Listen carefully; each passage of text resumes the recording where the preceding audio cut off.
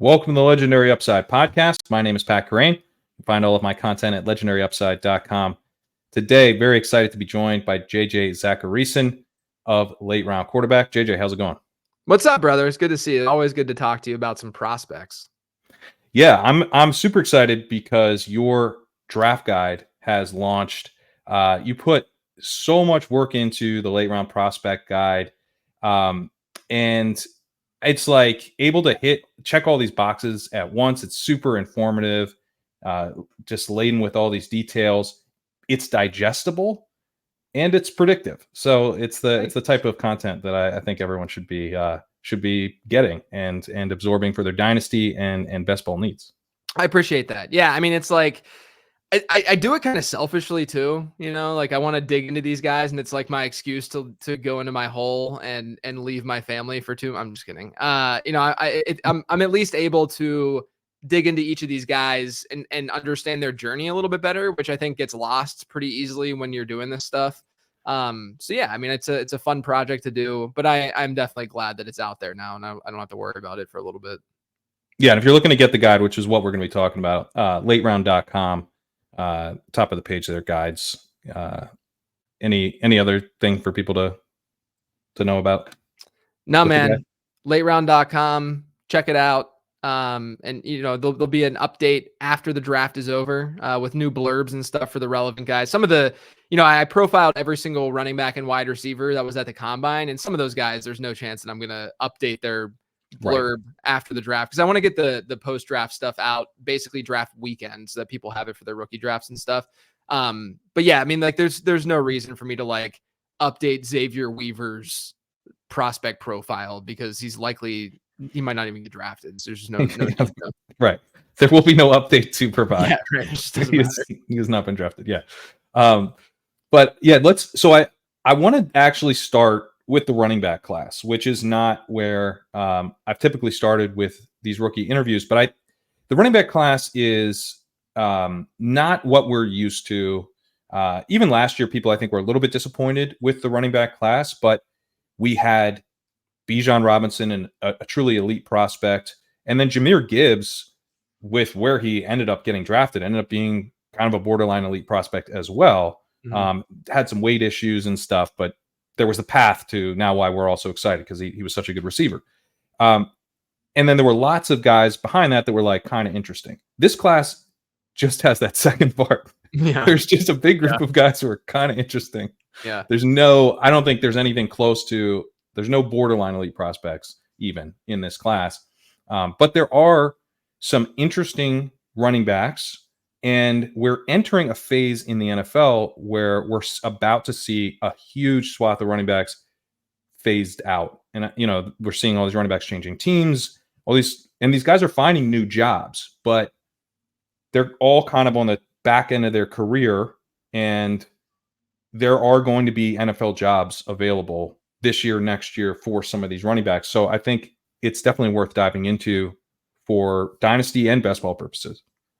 Yeah, for sure. I was actually talking about this on a show yesterday, and I think, realistically, if we were to sort of layer last year's class or combine last year's class with this year's class, I think you can make the argument that like Zach Charbonnet or Devon Achane is the RB1 and RB2 of the two, aside from Jahmyr Gibbs and Bijan Robinson, like that second tier that you were talking about, that those two guys are better than any running back in this class. Like, I think that you could at least make that argument. My model at the end of the day, Achane was a little bit pushed down just because of size concerns and stuff. Yeah. But then obviously the landing spot was perfect, and he had an unbelievable production profile, right? The production profile like an Achane does not really exist in this class very, very well or very strongly. So, I think that there are definitely pieces in this class, and we're always going to be wrong, right? There's going to be guys who emerge we didn't see emerging, especially in March. But yeah, overall, definitely not a great class if you're needing a running back in dynasty. Yeah, I mean, I think the we're going to be wrong part is kind of the exciting part, in a weird way, because it's so hard to pin down the exact, futures of these prospects, but we could be wrong in that we're underestimating some of these guys. And I expect that we are, just as we're underestimating Achane. and we underestimated Gibbs, I think, a little bit for similar reasons. We could be underestimating some of these guys as well. Let's start with Blake Corum, who's I've kind of been a little bit under on this guy the whole way through because he doesn't seem like very explosive. Mm-hmm. And then he came in at the combine undersized. He had a 4.5 340. His RAS score 8.48 was okay, but not like super athletic, undersized, not super explosive. But generally, like I've actually moved him back up after looking at your guide and just seeing the NFL doesn't seem to be that shaky on him. It seems like he's still going to be a day 2 guy. So I moved him back up a little bit today because it seems like he kind of checks some like boxes of a guy who's going to be out there doing stuff. Like the NFL, I think, will like this guy. Is that your general read? Yeah, I mean, look, his top comps for me, and these are all statistical comps that are based on size and then also some production metrics. Clyde Edwards-Helaire is his top one, which I know that people are going to roll their eyes at that, but at the same time, like that's not the worst. Like these are realistic comps. It's not the worst realistic comp in the world. And then Darrell Henderson's there too, who had his moments at times, in the NFL. But yeah, I mean, I would agree that I think that he's a solid prospect who can be sort of a 1B in an offense. And I know that it's funny that everyone's been matching Corum to Harbaugh in LA for obvious reasons coming from Michigan. But after they signed Gus Edwards, it kind of makes sense to put him in a tandem with a guy like Gus Edwards, right? Like it's kind of like the perfect pairing and matching now to have those two together. But in the model that I use, this year I introduced a new metric at both running back and wide receiver called breakout score. And that's mostly because I'm not, there's nothing wrong with breakout age. I don't want to like talk down on breakout age as a metric, but the thing that has annoyed me a little bit in the past is how it's pretty binary in the way that we use it and look at it's it. Fully binary. Right. And so, someone could catch 3 passes all year versus someone who gets a 19% dominator in a year and they're looked at the exact same way, right? Because they didn't break out that year. And that just irritated me a little bit because there's a lot of gray area with that stuff. And, 19 to 29% dominator ratings have almost become an edge at this point. Right. Exactly. Yeah. So, depending on how you're looking at it from a dominator perspective too, I know some will look at it at 20% or 30%, but regardless, it is a binary metric. And so what I did is I looked at breakout score, which for running backs involves total yards per team play. And then at wide receiver, it involves yards per team pass attempt. And instead of just looking at one single threshold for those metrics, it looks at many thresholds. And then it just adjusts based on their age of hitting those particular thresholds. Blake Corum has the 12th best breakout score in this class, 9th best breakout score in this class at 62.1. 50 is the average just in general in the database. I think this class is at like 48 or something like that is their average. And then he also has the 12th best season reception share, which is still a metric that I use from a previous model, just for these running backs. So like, if you look at his production profile, his size is definitely a little bit of a concern. Production profile, I'd say, is overall above average. He did at least see production throughout college. It wasn't just like a final season thing. And I know that, he looks slow, especially this past year, but obviously, he was dealing with injury and stuff like that, where his explosiveness, at least folks have talked about his explosiveness not looking the same, last year versus the previous. So, I think that he's fine as someone who could pair with a Gus Edwards type back or someone like that, in the league. And the other thing too, since we're talking about running backs, I think this is like a good, just high level, just stance and look at the position. RB2s in fantasy football, as we know, just generally don't matter that much. Right. And so what that means is, we don't have just, whenever we talk about RB1s and RB2s, we're like, okay, top 12 running backs ranked 13th through 24th, running backs ranked 25th to 36th. But realistically, the guys that are, top 6 or 7, they're giving you a pretty significant edge in fantasy. And then you just get to this giant blob where there's just a lot of guys who can step in a given week, who can give you, a month worth of, Zamir White's last year in the fantasy playoffs. Right. They can give you that kind of production. I don't see Blake Corum ever being in the Breece Hall category, right? Like, I don't think that that's a reasonable, I don't see that for most of these guys. I think you could squint a little bit for some of these guys and say, yeah, maybe he could get there. But what that basically means is that he's just part of that group, right? That where his upside is, he can give you something. And that something might be better in best ball. That something might be someone who is better on rosters that have deep starting lineups. That's fine. But I think that if you're realistic about how you're approaching this running back class, and running backs in fantasy in general can help you out a lot. Yeah, that's a really good point, because I think some of these guys actually do strike me as guys who could we could be really wrong about, because the athleticism is there. Exactly. And he's not really that guy. I've struggled with him because, I mean, my site's called Legendary Upside. It's about this idea of the running backs. We really want the running backs to be able to have that path to just absolutely crushing. And you want that in all formats. If you're investing in dynasty, you would love for, yourself to be able to hit a home run here. Corum's probably not that type of pick. But at the same time, then I was thinking, but the NFL really likes this guy. Maybe he's a second round pick. Maybe he goes and he's like the 1A right away. And then after the combine, I was like, he's probably more of a third round pick, and he's probably more of a 1B.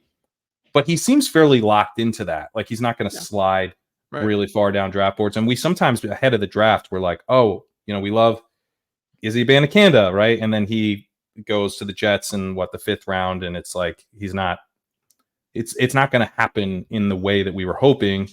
I actually still like him as a handcuff pick now, but he's not. It doesn't. You don't have that clear runway, and I think Corum has a much better chance of getting the clear runway. So I've kind of come around, but I agree. I mean, I think some of the guys that come up for me are like Jerome Ford, Michael Carter, Josh Kelly. Sony Michel is kind of an upside comp in a way. He's bigger. But anyway, these are it's probably more of fill-in type of production. More likely than not, I would say. Let's talk Jonathon Brooks, who is the number one guy for me, but he's coming off a torn ACL. And so it's a little tough to evaluate exactly how, we should view him. How much discount should we apply there? It's going to get, his career off to a little bit of a slower start. We've seen with Jameson Williams that can be pretty devastating. His wasn't as late in the year as Williams. It seems like he's ahead of schedule now. Seems like it was a clean ACL tear. So as far as ACL tears go, it doesn't seem like worst case scenario, but he was pretty explosive. He's a little bit more versatile than a lot of the other backs in this class. 1.46 career yards per route run. I like that. And he's a younger back coming in. I believe he'll play most of the season at 21. What we do get will be at 21. But, also not like a perfect prospect either. So it's like, decent to good prospect, I'd say, with the ACL tear is, it's tough to price. Yeah.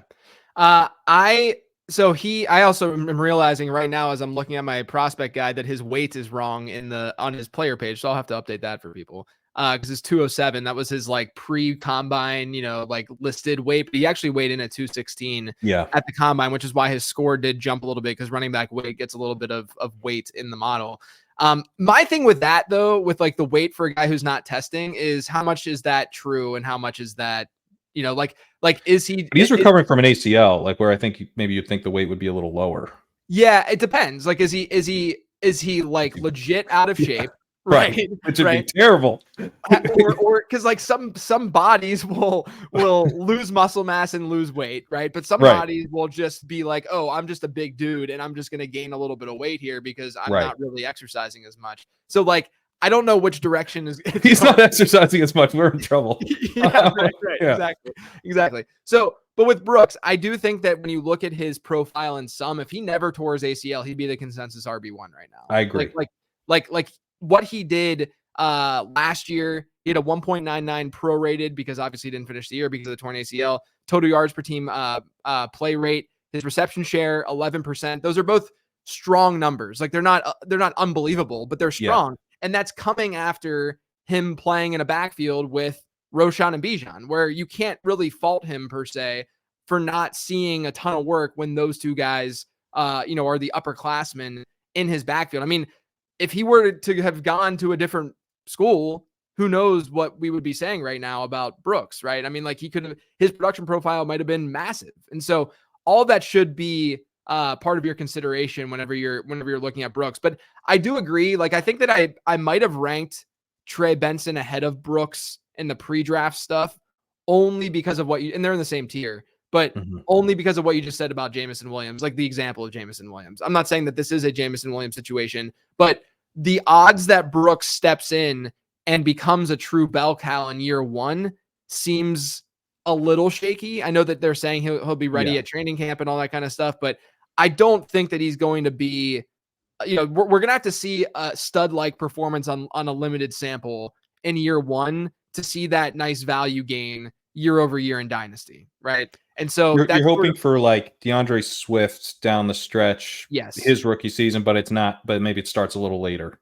Yeah, exactly. And that's why, like, that's the main reason why that's probably the only reason why I'm hesitant to just put him at RB1. But I think that if the capital is there, and if like a team like Dallas decides to go that route, and then they like, they have Rico Dowdle on the roster and they get someone like AJ Dillon or something like that, and they just have like some bodies that are just kind of replacement level until week 8, week 9, I'm okay with then saying, okay, I'm going to go, he's my RB1. You know what I mean? Like I'm cool with go, like letting destination sort of guide me with the ranking there. But yeah, I mean, I think that's the only thing that I'm a little bit concerned about. The other nice thing too is that we've now seen that both Bijan Robinson and Roschon Johnson, I know that the Bears did what they did with DeAndre Swift, and Bijan Robinson wasn't used the way we wanted him to be used, but for all intents and purposes, both of them were pretty good last year, like all things considered, right? And so we know that the competition was legit. It wasn't just some like, I remember what was his?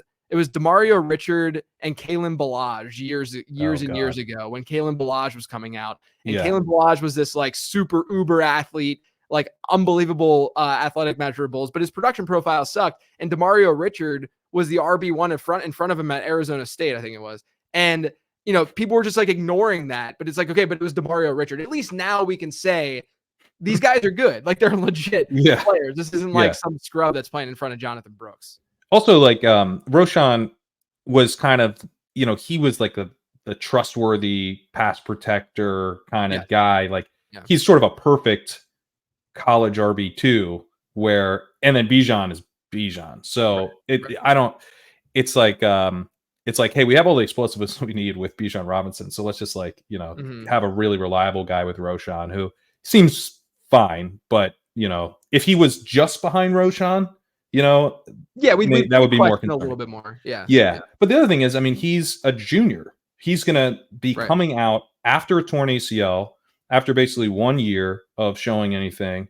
And I think he might still be a second round pick, maybe third round, but I don't expect that he will fall out of day 2 with the, that makes me feel a little bit better about the one curtailed year and the ACL recovery, because the NFL doesn't seem overly worried about it. Now, Jameson Williams went super high, and it has been a problem. So it's not like we can just throw out the red flag. But I think as you're trying to kind of weigh the red flag, it makes me feel a little bit better. Yeah, 4-star recruit in high school too. I mean, like he has a backbone. Like this isn't like someone who's just kind of coming out of nowhere where he had just this one good season. I mean, there's plenty of reason why things are the way they are with him.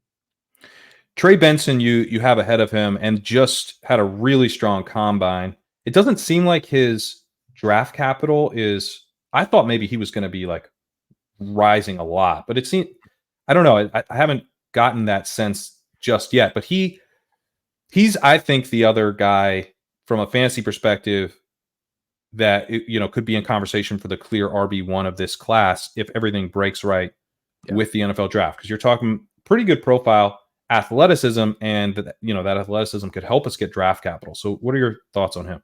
Yeah, so I'll be honest, my model doesn't like him as much as Jonathon Brooks and as much as like a Braylon Allen. They're all in the 80s. The ZAP model that I have, it scores 0 to 100. And players in the 80s, they're not like elite, but they have decent enough hit rates. I mean, it's where like Rachaad White was. He was in like the upper 80s. He might have been in the 90s with this new iteration. But regardless, you're just getting like, day 2 guys mostly who, have at least some shot to be, an RB1. The thing with Trey Benson that does scare me a little bit, size is there. Athleticism's there. The production profile was not amazing. If you look at what he did, obviously he tore his ACL also at Oregon, right? So he had these first 2 years where he didn't get any production because of that knee injury. Then he transfers to Florida State in 2022. And then, he's their top back for 2 seasons. His breakout score as a result is 48, which is very average, but also his best season in reception share is 8.3%. That's 22nd out of the 29 running backs that were at the combine this year. And when you combine those two things, like day 2 picks who have lower breakout scores, they'll pan out every once in a while. It's not that big of a deal. Like obviously we want higher ones, but we've seen that even day 2 picks that have lower-ish reception shares, but the combination of the two is what you don't want. And if you look at guys who have had since 2011, day 2 guys who have had reception shares below 10%, a breakout score below 60, you get Alex Green, Stephen Ridley, Kristen Michael, Carlos Hyde, Matt Jones, Damian Harris, and Trey Sermon. So that's the cluster that we're working with Trey Benson. I don't think that I would be very high on Trey Benson in relation to his class in almost any other class. Truly. I do agree with you that that high end upside because of the athleticism, if that's there, I'm intrigued to some degree. So I'm going to bump him up a little bit more subjectively, even though speed score is part of the running back model. But I think his top comp that the model spit out makes a lot of sense. It's Kenyon Drake, where that does make a lot of sense. You have a player who is capable of these like monster plays, these big plays. You might be able to get a season or 2 out of him to be maybe a low end RB1, high end RB2 in fantasy. But at the end of the day, he's just not this like super secure. Like I know a lot of film guys are not like in love with Benson's decisiveness and in the way in his vision, at the line. And so I think there are concerns. And look, there are concerns with literally every running back in this class. So I'm not that like concerns doesn't mean that he can't, like he's ranked as my RB1 right now with a score of like 83 in my model. But I do think that there are real concerns, which is why like pre-draft, especially like if you're doing rookie drafts right now, I'm just I could make an argument for like 12 or 13 wide receivers before any running back because of the way things might shake out in the draft and there being so much ambiguity. I'd rather play it safe and just get a fairly solid wide receiver instead. Yeah, Trey Benson's tough because he was a college committee back. That's not great. And as you mentioned, he broke out late. But if you look at the per route, per touch stuff, it's all pretty good or really good. He had 54%. Missed tackles forced. His career elusive rating was 155, which is awesome. 54% breakaway percentage, which is really, really good. 1.25 yards per route run is kind of in that Brooksian, like that's fine. It's not great, but like I kind of view those dudes as like kind of Cam Akers-y, pre-Achilles, where it's like if the guy, if you want him to be out there all the time, he's probably going to be capable. He's not going to target shares or something. Yeah, exactly. He's not going to force his way in as a receiving only back, but like he could be a 3-down guy in the right set. If coach wants him to, he could probably do it. So it's like that lets you dream. But I think Kenyon Drake is a perfect comp because, he kind of was that his entire career. Kenyon Drake, though, at one point went in the second round of redraft. I know. It's because he finished that season with like 25 points per game in his final like 4 games. And everyone's just like, oh, I got to get Kenyon Drake this year. Yes. Yeah. So I would say like, I would think maybe I'm a little bit more. This is the type of player who, if you make me take at like the 105, I'm like, fucking furious. This is outrageous. This is a stain on dynasty. But if he's at the 205, I'm like, you guys are 100%. No, I agree with you. Like I'm fine at running back. As long as there's like some semblance of a production profile, which there's some like if you go to like Kristen Michael had a horrific production profile. Like this is not that, but I do think there's a lot to be desired still, which is why he's not, because like realistically, Trey Benson with a good production profile is not unlike Breece Hall, right? Like realistically, it's a pretty similar situation. It's a pretty similar, If you just give him production, if you just make him be good in college, then he would be Breece Hall. But like that's the point, right? Is that like this is why production matters, and so this is why we can't assume that he has that kind of upside. Yeah, 100%. All right, let's talk Jaylen Wright, who I think is kind of the he's sort of the arbitrage Trey Benson, maybe, where you're getting you're betting like the receiving profile's worse. He's also a committee back mostly. But that 9.81 RAS score, if we're Yeah. just sorting by RAS, he's Yeah. going to be at the top of your list.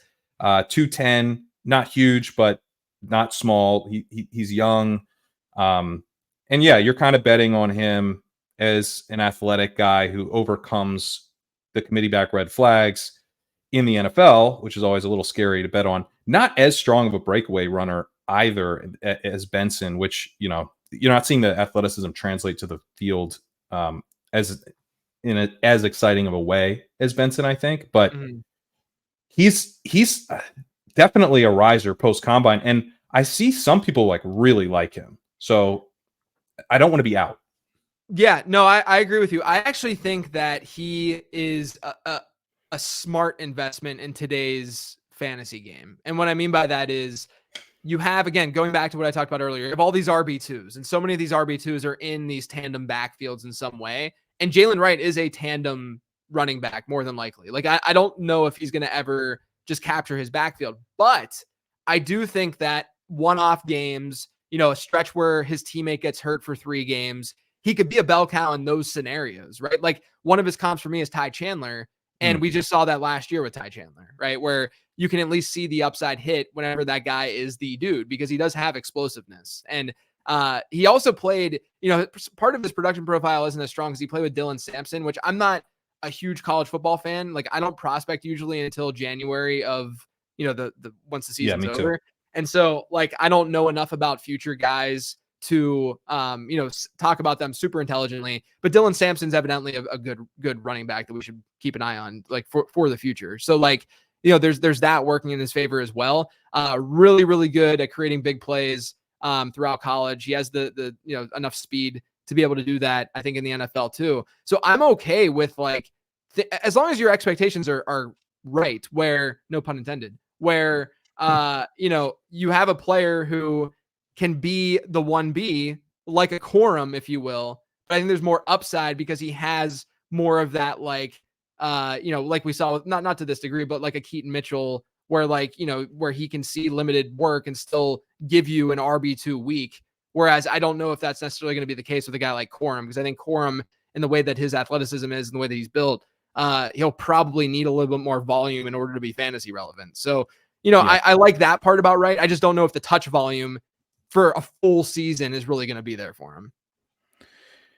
Yeah, that makes sense. Marshawn Lloyd is another guy who I would kind of throw in this archetype of player where, he's an explosive running back, very athletic. He came in with, what was his RAS? I just had it. He was pretty athletic at the combine and 9.2 RAS. So yeah, he's a little bigger, 220, and he ran a 4.46. Yeah. Definitely, I think a riser post combine, someone as well that in best ball drafts I'm finding myself getting a decent amount. So the nice thing of I feel a little bit more optimistic, and now I'm getting more of him, not less.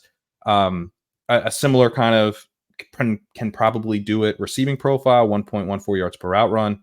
So he's sort of similar to Benson there. I think I like him a little bit more than Wright, maybe. It's close, but where are you at on Lloyd? I'm a little bit lower on Lloyd than I think some are. I get the athleticism stuff is definitely there, and that's why we would bucket him with the Benson to Wright to Lloyd sort of arbitrage plays. My thing is he's older. He's over 23 years old. He's gonna be entering the league a little bit older. And then I looked at running backs in my database. Again, the model database goes back to 2011, includes every running back and wide receiver that was at the combine or was drafted, because every once in a while you get teams that draft players who weren't at the combine. Since 2011, we had 27 drafted running backs who entered the league at 23 or older with a breakout score below 40. Marshawn Lloyd's breakout score is 31, just for the record. And so you combine that older guy, lower breakout score. Only 3 of those 27 running backs had a double-digit PPR point per game season during their first 3 years in the league. And those players were Andre Ellington, Latavius Murray, and Buck Allen. So we're looking at not great. Even the guys that kind of got there, they're not staples in fantasy football moving forward. So the historical stuff isn't necessarily there for him. I think the size, dude, his BMI is out of control. Like just like absurd size, like 5'9", 220. Robert Turbin was his top comp for me. Terrence West was there too. Turbin was really, really athletic too. But he just never really got to like, like he had some opportunities throughout his career, but never really like got it done. And I could see sort of that outcome for Lloyd. I feel a little bit better about Wright because I do think that he'll have a better shot to be in a tandem number one, but then number two, you can at least like explain away some of the stuff with him, like the teammate, the fact that, I mean, look, if Jaylen Wright hits, it wouldn't be the first time that a Tennessee running back hit after not seeing much volume at school. That's right. True. You can at least like talk yourself into that a little bit more, which is what I think we need to do with this running back class. If we're being honest with Lloyd, like the age stuff just kind of gets to me a little bit, but I think it's fine if you want to throw darts because this running back class is this running back class. I think generally you'll probably need to take Wright first if you're, looking to get exposure to exactly. both. So yeah. That's probably the way to play it. Yeah. Anybody else that you find intriguing? I think you have Bucky Irving a little bit higher than I do, I believe. Or he scores. He doesn't score that well in the model, but you have him. Yeah. So people are always asking me like how I list these guys in the guide, and I wrote like a little like aside in it to say that they were ranked by projected draft capital in mid-February, and so at that time, Bucky Irving was getting a lot of steam. And then he weighs in at 192 pounds. He runs a 4.55. I mean, guys like him just don't really work out. Like I'm totally fine with being like, he might be a better real NFL back as opposed to fantasy back. And I'm fine with that. Like I'm fine with just not buying into that much. His top comp is Mark Walton. The guy who actually looks best in my model right now is Braylon Allen, who, he's got the size, 235, 5'11". His comps are James Conner, Royce Freeman, Jeremy Hill, which is not that bad within this class. That's pretty good in this class. Right, exactly. He didn't test at the combine. I don't know what his straight line speed is going to really look like, but he's a 17-year-old college freshman. His breakout score is the highest. He's glad you introduced breakout score. Yeah, right, exactly. Like the dude is 17 years old. He didn't even go to college to play running back. He went to Wisconsin at first. He was going to play defense. And then they're like, oh, you want to play running back? And he's like, sure, I'll play this position where a ton of studs have come out of this college, over the last decade or whatever. I'll do that. Sure. Why not? He plays and he gives us good production for a 17-year-old freshman. It's just that he never got that much better from a production standpoint throughout his time there. And then on top of that, you have this big, like his top total yards per team play rate in college was 1.76. That's 13th best among the 29 backs that were in this class at the combine. And then the other issue that I have with him is that if you look at his like missed tackles per attempt and stuff, forced missed tackles per attempt, of the guys in this class who had at least 100 attempts in a given season, his best season in that metric was below average, which is like, all right, why do we have this behemoth of a human being not able to break tackles, right? Like that's, or force missed tackles and usually we would see that correlation to some degree. And there are people who see him and watch him and see that on film. And that scares me from a projected draft capital standpoint. And so I think that subjectively, I just am not going to probably like Braylon Allen as much as the model might like him. But look, if he goes higher than we expect, like if he goes round 2 or so late round 2 or something like that out of nowhere, because someone's infatuated with the age adjusted stuff and his size, then I think we have to at least be into him as a potential RB1 in this class. But yeah, he's definitely someone that is at least interesting right now. And then my deep sleeper that I love, aside from Dylan Laube is fun just because he's been pretty high in the ranks the whole time. So I wouldn't mind you telling us, giving us a little Dylan Laube love. Yeah, look, Dylan Laube, the dude is going to be over 24 when the draft hits. I think he might already be 24. That's a red flag for sure, but he has the best, look, again, he went to New Hampshire. So we got to take this all with a grain of salt, but he has the best, the best season reception share in the model's history, right? It's over 25%, has never happened before, better than CMC. better than all those guys. Since 2011, the only backs to hit a 20% reception share and a 2 total yards per team play rate after being selected after pick 100 in the draft. So assuming he gets drafted, which I think probably will happen. I think he will. Yeah, right. But this is the group that's a part of that. Jaquiz Rodgers, who had his moments. You have James White, who obviously had a lot of moments. Devontae Booker, Aaron Jones, D'Angelo Henderson, and Deuce Vaughn. So like, I get that there's a lot of misses there, but we're talking about guys who were drafted day 3 and this is not, you're not going to find good hit rates there. The fact that you have James White, Jaquiz Rodgers wasn't horrible. And then Aaron Jones, obviously being one of the best hits of the decade, on day 3. I think that Dylan Laube is at least pretty interesting, especially in a PPR format. I did hear that at the Senior Bowl, they were lining him out wide. They were trying to like actually use him at wide receiver. At the combine, I think they were also testing him with like wide receivers and stuff and him doing some drills. So like, I know that we joke about it all the time, or people talk about it all the time of like, this running back's going to play in the slot more and stuff. But I actually think that there might be some substance to that with Dylan Laube. Or at least that they really do view him as a receiving threat out of the backfield and want to see what he looks like running real routes. Yeah, which is why I like James White. So Eric Gray is his top comp for me, who had a good production profile, but like obviously probably not going to pan out. James White is another one. Then Ito Smith is another one who also kind of had his moments. Yeah, right. I mean, like we have to be just realistic. Like we're talking day 3 guys. We can't just assume that they're going to have massive ceilings. I think there's 2 guys though on day 3 that do have pretty intriguing ceilings. One is Isaiah Davis out of South Dakota State. His athleticism isn't like off the charts, but you look at his production profile. Yes, he went to South Dakota State, but he played with Pierre Strong at South Dakota State for 2 years. After Strong was gone, his numbers were out of control. Has a decent enough receiving profile. Actually was a pretty good pass catcher. Really, really good on the ground, which is what you would expect at a program like that, but came in at 6'1", 218.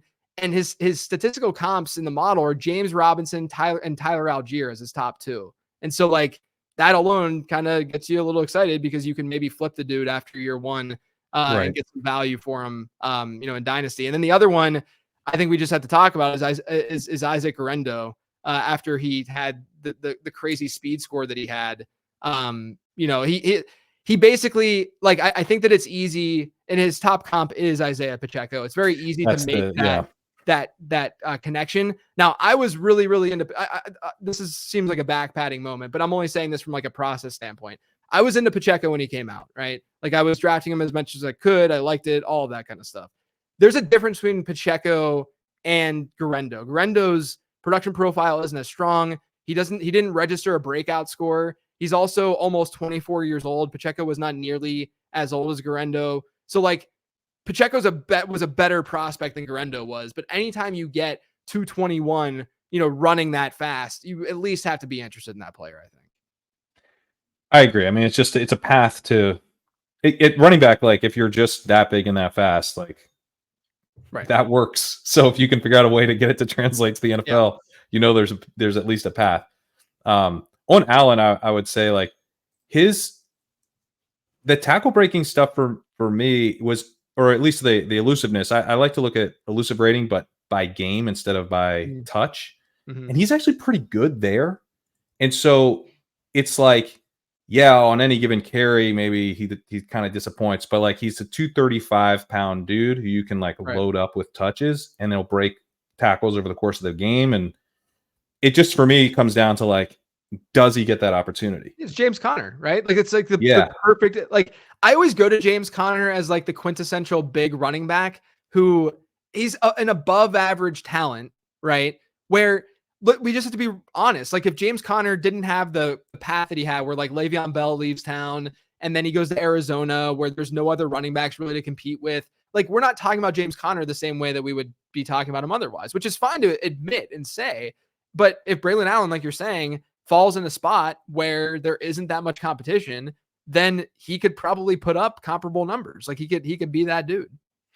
Yeah, and it's weird too because Connor's had such longevity where we kind of get this confirmation. But like there's lots of guys who like they kind of get a shot and then they don't fully get it and then they get another shot and it's like Alexander Madison or something where it's like, well, it was too late. Because it's just tough the shelf life on these guys is so tough. All right, let's move to wide receiver. I was intrigued reading the guide that you have not that big of a gap, and this isn't controversial, but I think just something to underline in this class with Marvin Harrison Jr. being such a good prospect, but you don't see like a big tier break between him and Nabers, right? No, I have them in the same tier. I do have Harrison. So the model has Naber. They're both elite cornerstones. Like I'm talking, the model views them the same way that it viewed Ja'Marr Chase. I think that they're that good. And when I say that, we obviously know what Chase is now. I'm not necessarily saying they would be Ja'Marr Chase. I'm just saying that as a prospect, Ja'Marr Chase coming out, because it wasn't a guarantee that Chase was going to dominate the way that he dominates, right? And so the thing with Nabers has a score of 99.5. Harrison has a score of 99.3.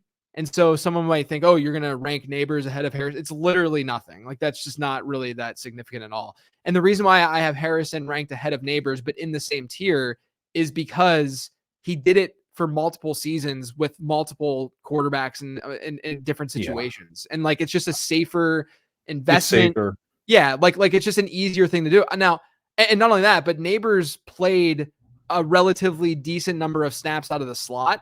And Harrison didn't play as much. He played a lot on the perimeter. And I'm always at least a little bit more subjectively weary about guys who are playing, a decent amount of snaps out of the slot. Now, don't get me wrong. You look at other LSU wide receivers coming out, like Justin Jefferson. That was the Justin Jefferson knock, is that he was a slot. Right. Yeah. Which is why I don't think we should use that as like, let's put him below Rome Odunze or something like that. No. But I think that there's enough there where it's like, like Nabers has the best breakout score in the class, best yard. Like he graded out as the best PFF wide receiver last year. His 3.82 receiving yards per team pass attempt is absolutely insane. Like he has his 2023 is one of the best statistical analytical wide receiver seasons that you're going to find. It's like up there with like what Devontae Smith did his final season in college. And so, and then all the while he played alongside another first round wide receiver, right? Like there's a lot to like, and there's a lot to like about Marvin Harrison. You can go either way, but I'm just going to lean the safer bet with Harrison at this moment.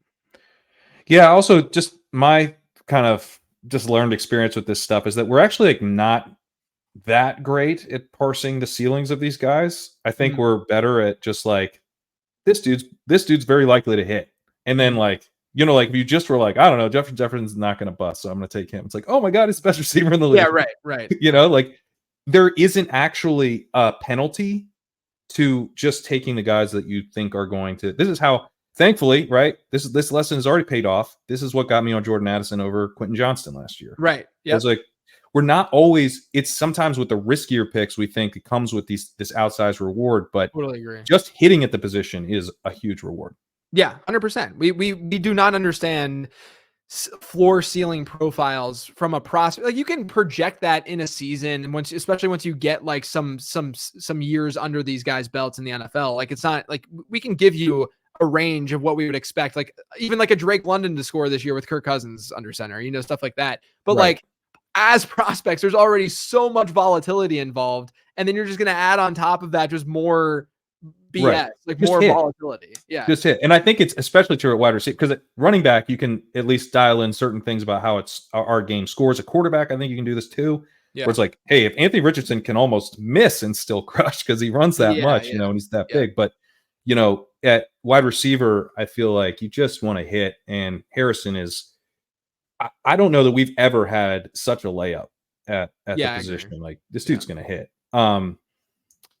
I was interested though that you have, and this is something just from talking to some of the people in Discord that are like really into dynasty and just like playing a ton of leagues and stuff. It seems like there may be a push for Harrison at 101 and superflex. Do you have any thoughts on that? Or, I mean, if we're pushing Harrison up, like is Nabers in that conversation, or do you kind of feel like let's just take the generational quarterback prospect? Yeah, that's what I'm taking the quarterback generally in those scenarios because I like just from a value standpoint, I know that Harrison like let's just pretend that Harrison hits the way that we think he might hit. I don't think we can just automatically assume he's going to be in the Justin Jefferson tier, right? But like, even if he's in like the next tier where you have like Puka or AJ Brown or whoever, like maybe even in the CeeDee Lamb area, you know, I mean, some might have Lamb, you know, with Justin I Jefferson. think Lamb's up there now. Yeah, right. Yeah. But like you still go into a super flex startup and there's still 7 quarterbacks that get drafted before those guys, you know? And so like if Caleb Williams does hit, him hitting is more important than Marvin Harrison Jr. hitting. Now, going back to what we were just talking about with like this, like getting the sure thing, I do think that we can project like you said, in different positions, like there is a risk profile involved that's different, right? Like we have a much better feel for Marvin Harrison Jr. not hitting as opposed to Caleb Williams, because we've seen it with quarterback all the time, because quarterback is so cerebral and matters what's going on between the ears and all that kind of stuff, more so probably than other positions. And so if it's not there, it's not there, right? Like it could still not work out. So I do think there's a little bit more risk. And if you want to play it safe, I could see the argument going Marvin Harrison Jr. But I do think the upside does actually exist with Caleb Williams more from like a just general value standpoint. From the value standpoint, yeah. Right. But if you're constructing a team that scores a lot of points, the upside's almost more on the Harrison side, because like you can probably figure out. Yeah. Because at the end of the day, dynasty is two categories: points scored, how many points your team is actually scoring, and the value that your team is bringing to the market. Right. Exactly. And the value piece favors Caleb Williams, in my opinion. The production piece, I think, probably does favor not only that, but we don't know how much Caleb Williams is going to be running in the NFL. Like, are we going to be shocked if Jaden Daniels has a better fantasy career than Caleb Williams does? I would be surprised, but I wouldn't be shocked. Maybe, and like it's not like out of the realm of possibility. Whereas, like if we're comparing Marvin Harrison Jr., I would be surprised if Xavier Worthy has a better career than Marvin Harrison. Me too. Jr. You know what I mean? Me too.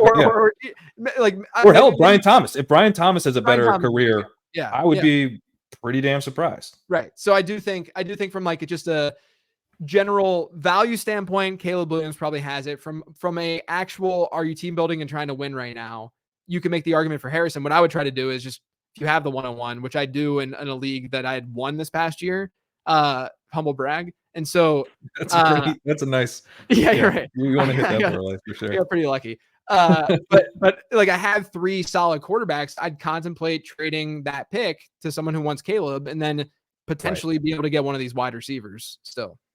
Yeah.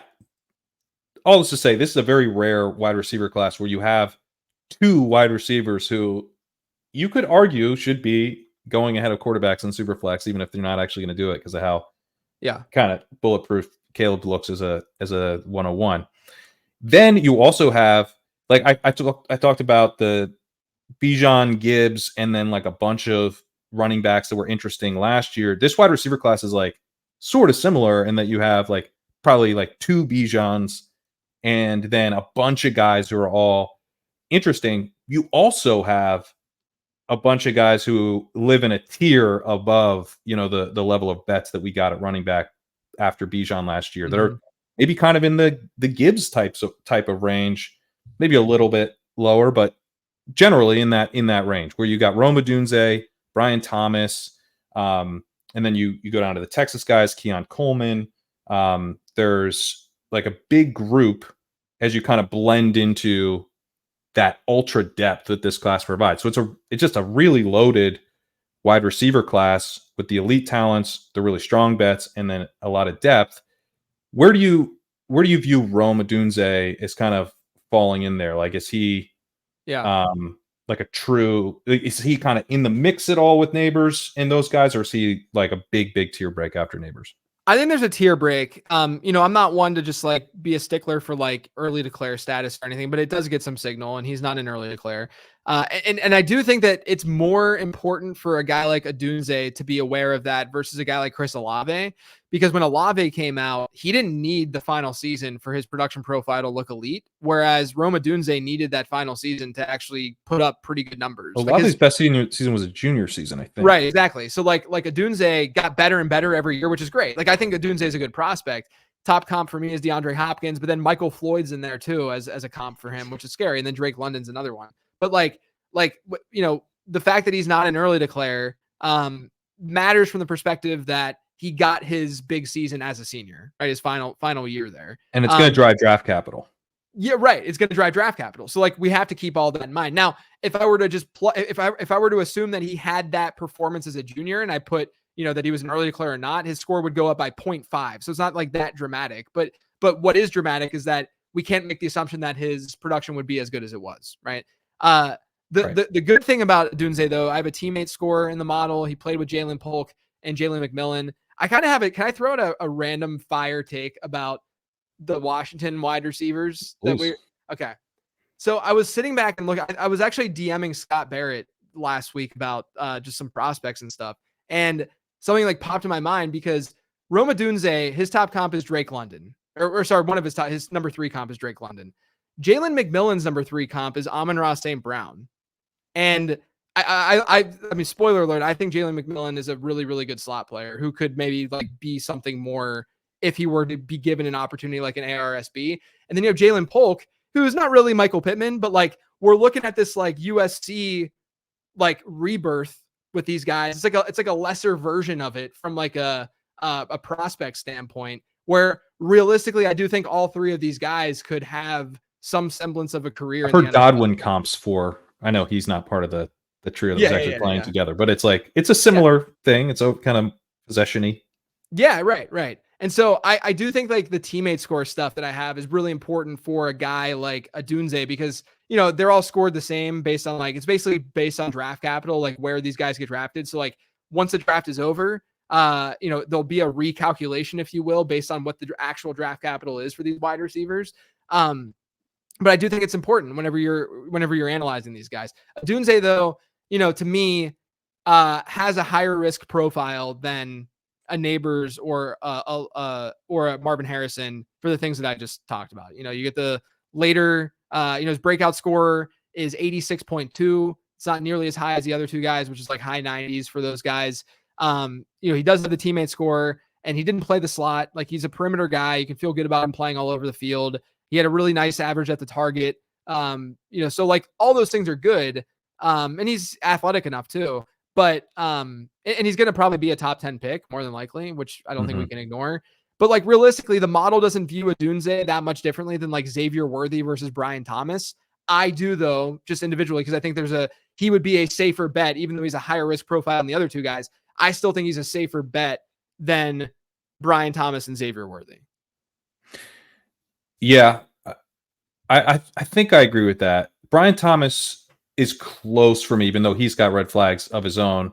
Odunze, one thing I like too is that he was like really good in contested catch situations, but didn't have a ton of contested targets. Right. And then you see that he's really athletic. He's not like this ultra athlete out in terms of the way he plays, but he does get enough separation. And if you need him to go win, he can win. And that's the combo you want, right? You don't want guys who never get separation and then can't win when they get me. That's the Quentin Johnston issue. So Odunze, I like his style of game seems translatable. Like it seems like just good enough to where he can earn a lot of targets. And he's got good athleticism. So I think it probably will translate.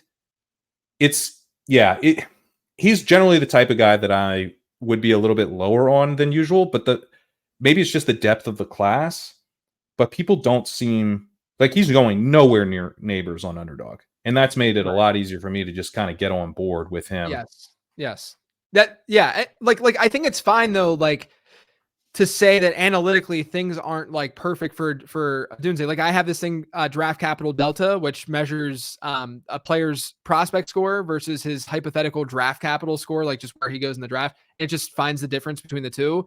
And I would almost guarantee you that Odunze is going to be, and then I categorize it as like a high risk profile, a neutral profile, or a low risk profile, because guys who have a really nice draft capital delta generally do pan out a little bit better than guys who have the opposite. And so basically guys who are overdrafted or underdrafted versus the model. We want the underdrafted guys generally. You want the underdrafted guys. And Odunze is going to look like an overdrafted guy more than likely. He's like right on the fringe, but he's probably going to be categorized as a high risk player after the draft, because a lot of the things that we look at analytically, they're not totally there. Like they're like, let's just be honest, like he never reached a 3.0 yards per team pass attempt rate. Like he's not an early declare. Like there's things that like aren't perfect for Rome Odunze, but I think that at the end of the day, he has a good enough profile, especially when you layer on top like teammate stuff.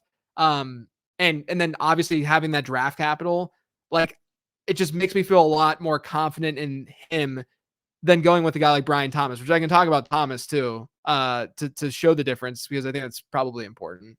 Yeah, just on the high risk thing, because the pushback you would normally get is like, high risk. This guy went 6th overall. He's not high risk. He's locked in. It's like, no, like that's why that's why you like him so much. Like, and then the red flags are like, you're kind of just dependent on the NFL evaluation being right, because there's not like a ton to fall back on. The overall capital that you're going to be investing is sort of highly leveraged on where he went in the draft. We would love if there's kind of multiple reasons that this profile looks like it's going to smash, that you do get with Harrison and Nabers. I mean, I would like Nabers. I wonder if he ends up like looking undervalued, even though he might go like 4th or 5th or whatever. Yeah, he very easily could. Let's talk Brian Thomas though, because he's pretty interesting, like early declare, but lots of red flags outside of that. Yeah, look, he didn't produce until last year. Like that's just a flag. Like that matters, right? And then the other thing that like really pushed me to put Odunze in a tier above Brian Thomas. So, I do all like I have the score, which is the most important thing as like a guide for me. I have the score of these guys, and Brian Thomas is at 95.4 right now. Rome Odunze is at 95.7. They basically have the exact same score, right? The difference though is that when you go and you find comps for Brian Thomas, it's very, very difficult. Like there's no one that's been really like him from like a breakout score standpoint.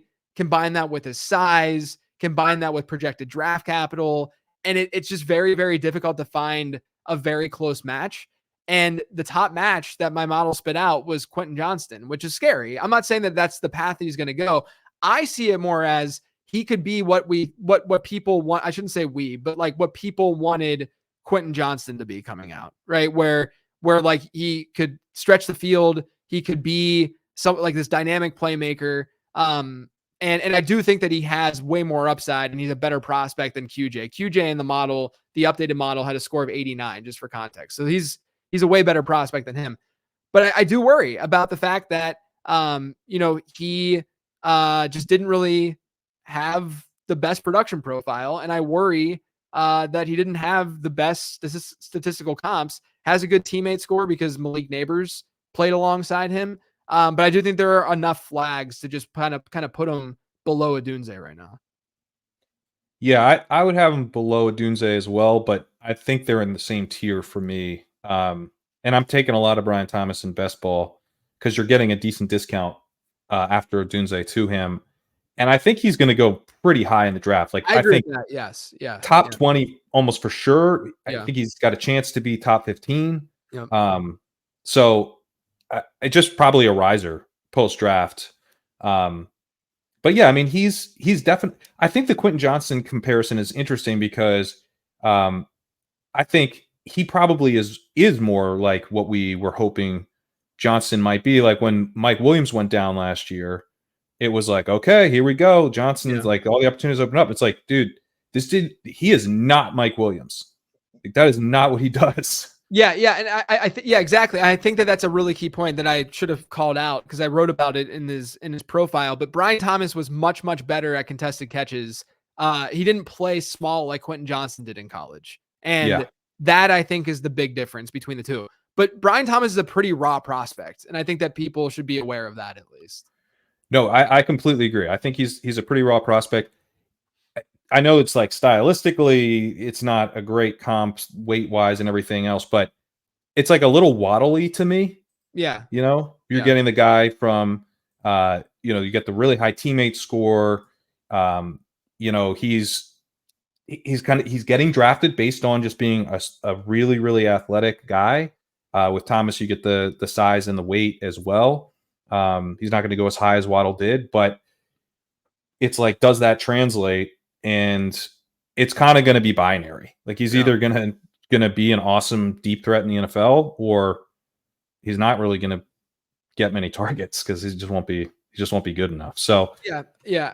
Yeah. I also think about it from the value standpoint that we were talking about earlier, where like I feel better about Odunze gaining value year 1 to year 2 than Brian Thomas, just because I think he's a more complete guy who will probably fall to a spot where he get that opportunity year 1. And we know how dynasty managers react. It's like, oh, production. Like, sure, yeah, we're gonna increase this guy's overall ranking right now. Unless it's like a JSN situation where everyone's just like infatuated with him going into the NFL. And even if he disappoints, then he still has that insulation. But like some might people be a sell though. What's that? He might be a sell. Oh yeah. Oh, 100%. 100%. I mean, that to me, that it's funny because like, that thing of like, hey, you can draft this guy, and even if he doesn't look that great, you can sell and get out at maybe even like a slight profit somehow. Well, you don't get that in year 3. No, you don't. You definitely do not. No, I've been talking about. I mean, I know this is not prospect related. I've been talking about JSN the last week or so on my show, because another thing that I noticed, and I haven't like incorporated it yet with my year 2 model, but I have this year 2 model that projects how well a guy's going to do in year 2 and year 3, which has been dialed in. The year 2 model is awesome. And it's in the draft guide, so you'll get that as part of it. Yeah, I appreciate that. And so JSN had in this new iteration of the prospect model, he had a score of 98, which was, I was kind of disappointed because he was lower than that in last year's model. And I'm like, dang it, he got better. No, I don't want that. So his score got a little bit better, but his year 2 score is only 92 right now. So that means that his prospect score to year 2 score dropped by 6 points. Okay. If you look historically at wide receivers who have seen a drop of 5+ points, it's not pretty. It's not pretty at all. So I haven't incorporated like that delta into my analysis quite yet. It's all pretty new because I just started like sort of like digging in and researching it. But I think that it's telling that, and not only that, they just re-signed Tyler Lockett. I mean, they kept Tyler Lockett. And so like, like, let's just be honest with like what's going on. And they don't want to pass the ball apparently. Yeah. Like we got to just be realistic about what's going on here with JSN. And if you, here's the thing though, with Odunze, I don't think Odunze or Brian Thomas will have the truthers like JSN had. I don't know if like a bad season from them is going to keep them nearly as Odunze might. Yeah, maybe. The only thing with Odunze, because we know that the dynasty community thinks so analytically, right? And like it's very numbers driven. So like Odunze doesn't necessarily like have that to him. Like if Nabers has a bad rookie season, his value is still going to be I will be buying Nabers. Yeah, I'll be seeing a different too. I'm buying Nabers. Yeah, right. Like even if his peripherals are trash, it doesn't matter. People are still going to buy Malik Nabers. Yeah. But when it gets to like Odunze, I don't know. Like you're going to probably find a couple people in your league that are still going to be high enough on him. But I don't think it's going to be like JSN level because JSN just has some. And look, both of us were on JSN last year, but it's like you got to adjust your priors, man.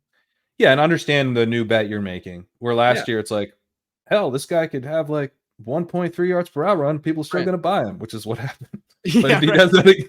He has that again. Let's say that here. Look, in our defense of JSN, especially JSN in like best ball or JSN in redraft, he had one game last year without one of those 2 wideouts, without DK Metcalf or Tyler Lockett. In that game, he was good. He scored like 15 PPR points. Like he was fine. So like, like I think that he's capable enough, but you can't just ignore the situation going on there right now. Like it's just hard to see like without an injury, this like insanely monster season from him. Yeah, and also like I don't know, like go trade for Deontay Johnson or something if you want, like solid production, like because all that type of stuff is free. So you need JSN to hit a really high ceiling to pay off even the price that he costs now relative to what he's most likely to score. So like if you think JSN is going to have a long career of being like very solid, like come back and get him in 2-3 years. Like just take 2 years off the JSN ride and come back. Exactly. I think that the best arbitrage of JSN right now is Josh Downs. Perfect. Like why not just get Josh Downs at wide receiver 40 in Dynasty, pay that price, get probably comparable production over the next year or 2 and go from there. Yeah, Downs had a pretty encouraging rookie season and 3-year guy, productive. I mean, it's a similar political profile in some ways. Yeah, very similar. And he was a good prospect too. I mean, like, why not? Yeah. But I agree. I think Brian Thomas, if he doesn't flash much, I think people will start to be pretty worried. But in some ways, like he did have a fair amount of contested deep targets, which is this is the red flag for me. One of the red flags on Johnston was that he had 45% of his deep targets contested. He only caught 38% of them. Mm-hmm. Brian Thomas had 46% of his deep targets contested and only caught 38% of them. Yeah. So that's the concern, is that like but everything I hear about kind of why that's happening, the context, it's like, talk to Connor Rogers. He's like, you can go find a bunch of underthrown deep balls. Like the idea that this guy can't separate deep is wrong. He can do that. Then we have the combine, the speed, the speed score. Like, I feel pretty confident that he can, just based on like what I'm hearing about his style of play. Yeah. But there's a chance that he's kind of in that like Terrace Marshall, JJ Arcega-Whiteside. Yeah, Marshall's one of his comps for me too. Yeah, that's the fear. That's the fear. That's the fear. After him, I'd say there's like this kind of like this group of receivers that have like legitimate red flags and maybe not as easy to dream on as Thomas. So Thomas is kind of clean. It's like, hey, if he can do it, it's going to be awesome. Mm-hmm. You've got like Keon Coleman. You've got the Texas guys who both have red flags. You've got Troy Franklin, who disappointed, but apparently he had the flu and he's actually like 184, but then I don't think he ran again. So yeah, that's the thing. I saw that. I think Travis May tweeted about it. I saw that with Franklin. He clearly like, okay, he might have had the flu, whatever, but like at the end of the day, the dude clearly, if he was, he clearly lost a little weight so he could run a fast 40. Yeah. And then, if you had the flu, then run again today. You'll probably be faster. Yeah. Oh, you're not going to run again? Weird. Exactly. Yeah. I'm disappointed because I really like Troy Franklin, but not the best run out on the combine stuff. I've had to drop him down.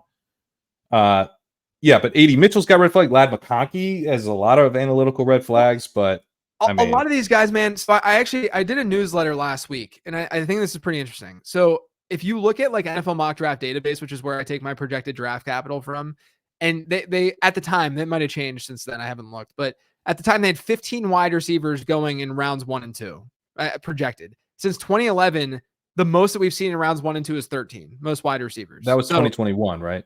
Yeah, there was a few seasons that had 13, and then there were some that had like not 2020, the 2021. Yeah. Yeah. And so I then looked at those wide receivers, the round 1 and round 2 wide receivers, and I compared their median breakout scores to each, like from one class to the next, just to see like, is this class in rounds 1 and 2 better than or worse than what we've seen before? It's basically the worst median if these 15 wide receivers do go in round 1 and 2 that we've seen since 2011. And I think that, I do think that like something like breakout score, age adjusted production, it is influenced a little bit right now by both COVID and NIL. A lot of these guys, and like the amount, like literally every profile I wrote, dude, was just like, oh, this guy transferred, like, it's just a different game right now. Right. And I do think that we have to take some of that with a grain of salt, but at the same time, there are red flags just like littered throughout. Yeah. Like throughout these round 1 and round, like late round 1 into round 2 and later round 2 wide receivers, where I could see a scenario where like some of them are going to hit because there's just so many of them, but a lot of them are going to not hit, I think, at the end of the day. Yeah, but it's tough because it's like you're getting a huge group of rookie wide receivers who are going to get draft capital. Like you're confident they're going to get the draft capital, right? Yep. Yeah. I am. Yeah. So then it's like, man, I mean, Rashee Rice, I wasn't that into him, but I took some of them because it's like second round wide receiver on the Chiefs. It's going to happen, but at the same time, especially when you get into round 2, like round 2 is the range where, especially with like athletic profiles, like you see like Christian Watson's, who's been fine, whatever, but like Alec Pierce is a great example where like you see these guys get boosted by, where they get boosted by their athletic profile. Tyquan Thornton was a freaking second round pick. I know that he probably should have been a 5th rounder, but like you see these guys get boosted like that. And that's my fear with someone like AD Mitchell, for instance, right? Like AD Mitchell, he might be a 1st rounder. Yeah, exactly. Now he might be a 1st rounder, but even if you want to filter to 1st rounders that are like that have, I mean, he has the worst best season yards per route run in this entire class. Adonai Mitchell does. Yeah. Adonai Mitchell. So like it's a little bit of a frightening investment to make. Now, it's weird because he has everything else kind of going for him that's not production related. Teammate score, he plays with Xavier Worthy and Jatavion Sanders, their tight end. He's got the early declare status. He's got the size. He's got the athleticism. All these things that like aren't production related is obviously in his favor, but the production stuff matters, man. I mean, like when you cluster him with other similar wide receivers that have gone in the top 50, it's just not very pretty. You got to be a little bit worried about that. Yeah, he's a tough one for me because the yards per route run is so bad. It's horrible. First 3 season yards per route run of 1.68, and he's an early declare, so that's his entire career. That's like bad. That's like a tight for a tight end. I'd be like, ooh. Yeah, and like I get what like anytime we see people making tons of excuses for players about their production, it has to at least, like, I think both of us kind of look at this as like, okay, here's a prospect. He's perfect right now. Now let's just find all these red flags, right? Like, it's kind of the way that I just kind of approach this. And I think you do the same thing. Yeah. And like, when you have to make excuses about the red flags, that's the problem. Instead of just taking the red flags as what they are, and with him, he's just littered with them. Now, I think that what we might find, because the community is so analytically driven, we might see AD Mitchell not have as high of a rookie draft ADP as we might just generally expect. But at the same time, I think people really, really value athleticism still, like a wide receiver, like a lot. But his top comps for me, Alec Pierce, Van Jefferson, and Chris Conley. All day two type guys, all very athletic. Conley was super athletic. Yeah, right. Yeah. But like, let's not pretend that like, and look, it might happen. Like it might happen for AD Mitchell. That's not what I'm saying. But let's not pretend that this is a unique profile, right? Like we've seen this profile before. We've seen the Keon Coleman profile before, right? The Keon Coleman profile is Brashad Perriman, right? Like we've seen this happen before. It's true. Now, but I'm not saying that these guys will bust. This is a probability driven adventure that we're on, right? I'm not saying these guys are going to bust. I'm just saying that we've seen this stuff in the past. It's when, you look at Xavier Worthy and people are like, oh, he's John Ross. He's not really John Ross. I mean, there's other things going on with Worthy that were not there for John Ross, and so like you can start to build that narrative around why he's a little bit different. But like a lot of these guys we've seen before, man, and it's kind of scary because a lot of these guys have pretty terrible comps. Yeah, I think Coleman's one. AD Mitchell's, they're all these guys are tough, which is why I think generally like I want to have exposure to all of these guys to some degree, and kind of figuring out the formats where I can get that exposure in the way that makes me feel best is kind of how I'm thinking through it. But like, yeah, I mean, if AD Mitchell's like, man, when he turns it on, it's there, but like mostly he just kind of like jogs around and stuff. Wait, what? This guy might go in the first round? We want that. Meanwhile, Rome Odunze is doing the 3 cone for like an hour and a half after the combine's over. Right. Like AD Mitchell's apparently just been in the locker room for the last 3 hours. I think that again, making excuses can get you into trouble with this stuff. It's when I say making excuses too, I'm not saying building a proper narrative. That's not like all these guys. I just mentioned it. Like we have enough of them where enough of these like gray area wide receivers that some of them are going to hit. AD Mitchell might hit, Keon Coleman might hit, which is why to your point, you should be trying to at least get like some exposure in some way, whether that's going to be via the best ball proxy or via your dynasty leagues, however you want. And I do think that going for like a Coleman or a Mitchell or something in best ball in a redraft format where the investment's not going to be nearly as strong is probably the route that's a little bit smarter. That's the more appealing route to me because if Coleman or Mitchell have it, I think it translates pretty quickly. Yeah. Yeah.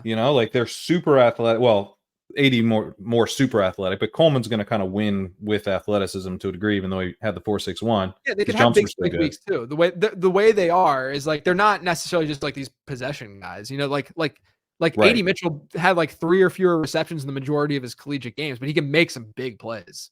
Exactly, and if they bust, I think they could bust pretty hard. So Yeah. it's like, well, that didn't work, and on to the next team I'm drafting the following year, right? So Yeah. that's like where I find them more appealing. But Coleman, where are you at on Coleman? I mean, I'm more out than in.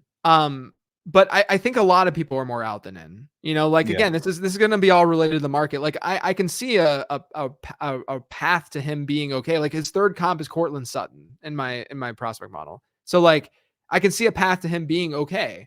But Brashad Perriman and Kevin White are also sitting there. Kevin White's actually like he seems like his game kind of seems like Kevin White. Yeah. And look, like when we do comps and stuff, to me, it's not just like thinking about how that player ended up, because who knows what Kevin White would have been without injury and without the situation he was in, all that kind of stuff. So like, it's not the end of the world that he has these particular comps, but there are a lot of, like, one of the stats that I've thrown out there about Keon Coleman, like, let's just assume that he does go between pick 20 and 40, right? He is dropping a little bit. He might not go in the top 40 at this point, but like, let's just assume like 20 to 40. Since 2011, 27 wide receivers have gone in that range. 7 of them had breakout scores below 60, which is where Keon Coleman's at. Okay. Those 7, Brian Quick, Cordero Patterson, Kelvin Benjamin, Brashad Perriman, Philip Dorsett, Josh Doxson, and Jalen Reagor. My God.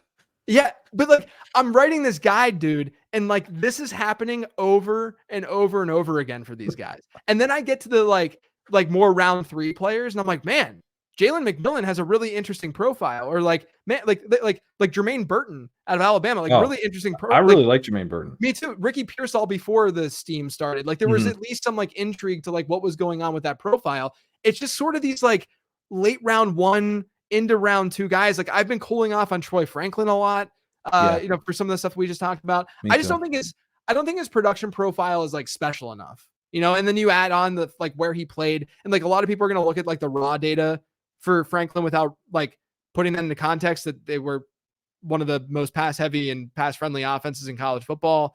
There's just stuff like that with Franklin that does scare me. But like, if Franklin goes to Kansas City, that's the perfect landing spot, for his skill set. So like, you got to take that into account too. Yeah, Franklin is tough because I talked to Eric Froton recently, and he was like, he's not into Franklin. You get kind of the Jalen Hyatt comps, you get like Tyquan Thornton, just kind of, but then listening to kind of Roger Seek, he's pretty into the route running, the way he kind of varies, his routes, varies the speed of his routes, and kind of dial that up and down. And so I'm like, I don't know. He's a skinny speed guy, and that's going to go one way or the other. Like, he definitely seems very boom bust to me in a way that I was hoping he would have his pro day weight and faster than his combine 40 a little. Yeah. I knew he wasn't going to be Brian Thomas with the but I was hoping he'd have the Brian Thomas 40 and then, maybe 184 as his combine weight. Without that, it definitely the path narrows a little bit. I still like him, I think, more than like Coleman. AD Mitchell's like tough because it's like, if you want any, I think he's gonna flip him. So if you want any, you're gonna have to take him ahead in Dynasty. Yeah. I had a giant tier with Coleman. I mean, it was ranked this way. It was Franklin. I actually had McConkey over AD Mitchell and Keon Coleman. But they were all in the same tier together. So what do you like about McConkey? Because I mean, he kind of throws, like, without any context or anything. Like, we're like completely out on Ladd McConkey, right? Yeah. I mean, like, you definitely need the context. But here's the thing. So I use yards per team pass attempts mostly because I can go further back data wise and have a more robust database with this stuff by using yards per team pass attempt. And it correlates pretty strongly to yards per route run, like the correlation between the two. And so what's interesting about McConkey, he is an objectively bad, his breakout score is below 50. His best season in yards per team pass attempt is really poor. But what's really, really strange, because it's 1.63 is his best season in yards per team pass attempts. Just for anyone, like over 3 is usually elite, over 2.5 is pretty good, and then like over 2 is like, okay, you might be able to be competent in the NFL. Under 2 is a red flag for a best season yards per team pass attempt. So the weird thing though is his yards per route run best season is 6th highest in this year's class. It's 3.26. And then of the players who come in higher than him, each one of them had a yards per team pass attempt above 3.3. Wow. So his is just, it's just really like, if you look at, so I was curious because like, I'm like, this is bizarre. Like, this is insane. So I went back and I looked at all the wide receivers in the database that had yards per route run data, and his delta between yards per team pass attempt and yards per route run is the greatest of any relevant wide receiver in the database. But here's what's really interesting. One player last year where this phenomenon was happening was with Puka Nacua. Puka Nacua didn't run that many. And the reason this is happening for McConkey, by the way, is because he didn't run that many routes. He was 5th on Georgia last year in routes run. And so whether that was, and he was banged up, right? Wasn't that part of the reason? It was injury related, also game script related, that kind of stuff. So they're going to like pull him out and stuff. Higgins was another guy that I think suffered from this, from the they're so good part of it, where they're like, he just didn't run all the routes. Right. So I do think that, there's like somewhat of an outlier situation from that perspective. And then, you layer on top the teammate score stuff. Throughout college, he played with some pretty strong teammates. And then, I do think that he's going to see pretty good capital. I think my fear with him is more so, you want to talk about investing in dynasty versus best ball and redraft, where like, we're leaning more Mitchell and Coleman for like a best ball format. Whereas McConkey, I think, is better for, he's a pretty safe bet. Like at the very least, he's probably going to play a pretty good slot role, right, in the NFL. My fear would be, is the ceiling going to really be there as that slot guy? Like, I think that you need a Cooper Kupp type outcome for him to like you need that like really high end outcome for him to like be very special in fantasy. Otherwise, you're looking at like his top comp for me was Sterling Shepard, like a very solid fantasy asset when he was been healthy. And but very much like stapled to the slot. Great route runner as well. Yeah, he was always really good in reception perception and stuff. So I mean, that's McConkey's calling card. It's just the route running is supposed to be awesome. So that's an interesting name. Yeah, I mean, he's almost the bizarro Cooper Kupp because he comes from this mega program. Cooper Kupp was, small school guy, super productive. Ladd McConkey doesn't check any of the production. Yeah. Like, I don't think that they're alike as prospects at all, but I do think from the perspective of like, and I know people make the connections like, oh yeah, Ladd McConkey is Cooper Kupp and Julian Edelman and blah, blah, blah, and they're just going to name all the white slot guys. But like, like at the end of the day, Cooper Kupp, the reason why, I mean, you could say Amon-Ra St. Brown too. Like, I don't think Amon-Ra St. Brown produces the way he produces on many other teams in the NFL. I agree. Right. Yeah. And so, but I think Amon-Ra St. Brown is a very, very good wide receiver. So if McConkey finds himself in a situation where number one, he can win on the outside more than maybe some are projecting. But then number two finds a spot like an ARSB did where, obviously they're trying to put pieces around him, but they've only hit on Laporta so far. I think that he could still thrive and be okay enough in fantasy. Yeah, in a weird way, I think he also makes a lot of sense for best ball, where like he's not as boom bust to a profile, but he's not like, it's a little harder to see the ceiling, and he is a bit of a risky. There are serious red flags, type of things where I'm normally like, I don't know, man. Like, I really do hope he's a good route runner because we don't have all these other things I look for. But yeah, I've kind of been trying to make sure that we're getting some in best ball, and it's hard. I recently I took Coleman over him, and then the next draft I took him over Coleman because he's going in very range, and it's like a little harder to dream on him as being this like huge spike week guy. But the appeal of him to the NFL is like, this guy's kind of a professional wide receiver, and so he should hit the ground running. Yeah, there's also nothing wrong with like if he's more of like you need something reliable.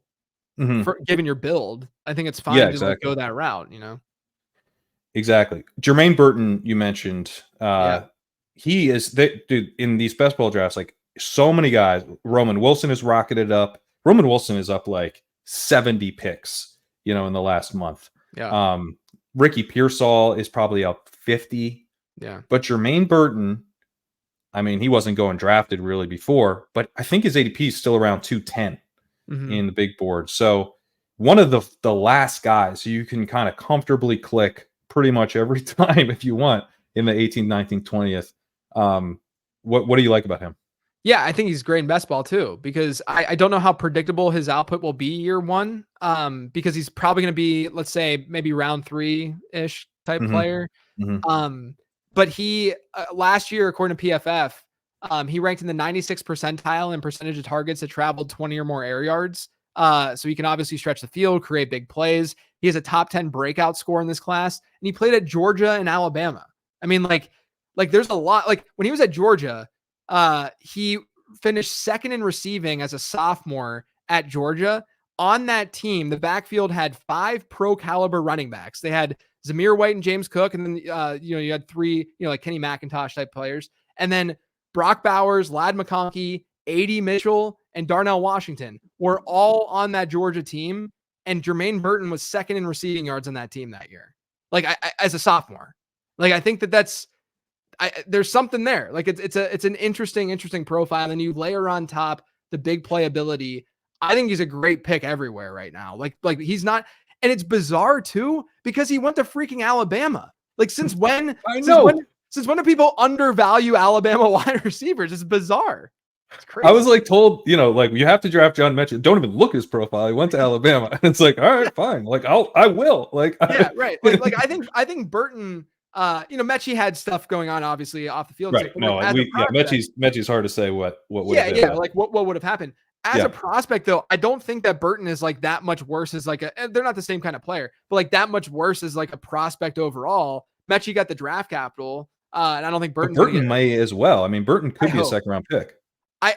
I hope, but I also don't hope. Like I don't want people to be like, it's sort of like what happened to Jayden Reed last year, where I was like, I want Jayden Reed in the 3rd and 4th rounds of my rookie drafts, and he goes in the 2nd round. It's like, okay, that's not going to happen anymore. Right. So hopefully, like if Jermaine Burton goes in round 3, he's probably going to be just given this class in superflex rookie drafts, like a late 3rd, early 4th. I mean, like realistically, like that's he might be going in that range. And if that's the case, I'm going to get, maybe aside from the leagues that I'm in with you, like I'm going to get him every draft.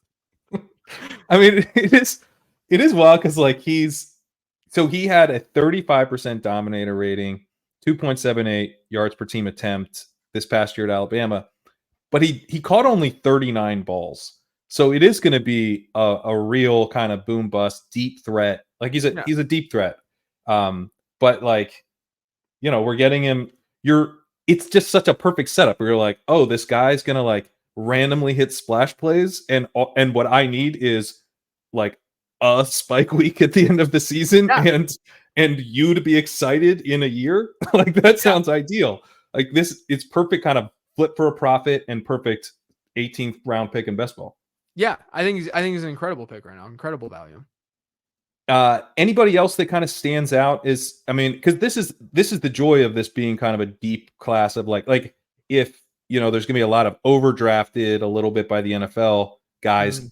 There's so many of these profiles that it's like, well, why aren't you taking Jalen McMillan? Is it just because he was hurt his final year? But he seems kind of interesting too. And anybody else jump to mind? Yeah, look, McMillan. I can say quick with McMillan. McMillan had comparable-ish numbers to Rome Odunze in 2022. Like. It wasn't that far off from Odunze. Gets hurt last year. Jalen Polk sort of ascends as a result of that. If you wanted the downside would be that McMillan was really like just a slot guy. But I think that when you're talking about a player who, maybe goes day 2 in the 3rd, maybe around that Burton range, a player who you're not going to have to invest a lot in dynasty or redraft anywhere. That's fine that he's a slot guy. Like he can still come through for you. Another slot guy I really like is Malik Washington, who was not very good at Northwestern and their horrible quarterback play, but then he goes to Virginia and he absolutely dominated last year. Like just out of control numbers, 1,426 yards, 9 scores, 3.6 yards per team pass attempt. That's a top 5 number in the class. He was the 2nd best graded PFF wide receiver among Power 5 wideouts last year. Again, he's like a thicker slot guy. He's only 5'9", but he's 191 pounds. Good tackle breaker. I think that what I said in my guide. What if that was the start of something special, referring to his final season when he transferred to Virginia. So I think he's a pretty intriguing prospect. Jacob Cohen has a really good production profile, but my fear with him is size. Yeah, me But I too. do think, And draft capital now. yeah, right. I do think though that if we see him as a third rounder, which I don't think we will, but if we did, his like right now his top comp is Jalen Darden. Remember Jalen Darden, who had like a crazy production? I can't remember what school it was, but crazy production profile. Ended up going to Tampa Bay. Yeah. I don't remember. I think he was like a 7th rounder, but that's his top comp. And then Scotty Miller is one of them too, but Tank Dell is one of them. Like Tank Dell, it's that archetype, very productive, not necessarily the youngest prospect in the world. But my fear with him is, like a lot of people thought, and I did too, that Tank Dell was going to be more of a slot guy, at least to start, but then he just crushed everywhere. Right. Right. I don't think that's a super reasonable outcome, but I think that he, at least the fact that he is a, later pick who has that comp, is kind of intriguing. Aeneas Smith, who I don't think anyone on any fantasy podcast has ever talked about. He's someone who I see the name and I'm like, oh. Actually the first time I've ever said it out loud. I think that's how you pronounce it. But hey, this was my attitude about Puka like last March as well, Right. So if this is right, then you can clip this and then I can just put it on Twitter. Let me get out of the way. You start again. We got to get this clean. But Smith, coming from Texas A&M, he's very much a Curtis Samuel, Randall Cobb type wideout. He comps really, really favorably to Curtis Samuel. So he's intriguing just from a comp standpoint. Javon Baker, who a lot of people like out of Central Florida. I like Javon Baker. He's not like nothing like jumps out, but he seems like this guy will get out there. He's solid. And he started at Alabama. So like and he played behind, he was playing with like good competition and stuff at Alabama. So you can understand why he would transfer. And then he transferred, he immediately produces. So like, he's playing with like Devontae Smith, John Mechie, and Jamison Williams. You can't really fault him for not, I wish he would have gotten a little bit more production there, but he's at least intriguing from that standpoint. But like the comps that came back for him were like the solid late round dart throws that were on your dynasty roster bench that you can maybe plug in every once in a while, because they're Allen Hurns, Rashard Matthews, and Michael Gallup, right? Like just like solid. But again, if we're talking later round picks from a realistic comp standpoint, they're not that bad compared to a lot of the hitting on Gallup was big. Like you had to then move on after year 2, but I mean, he had a legit second year breakout. People were excited about Michael Gallup at one point.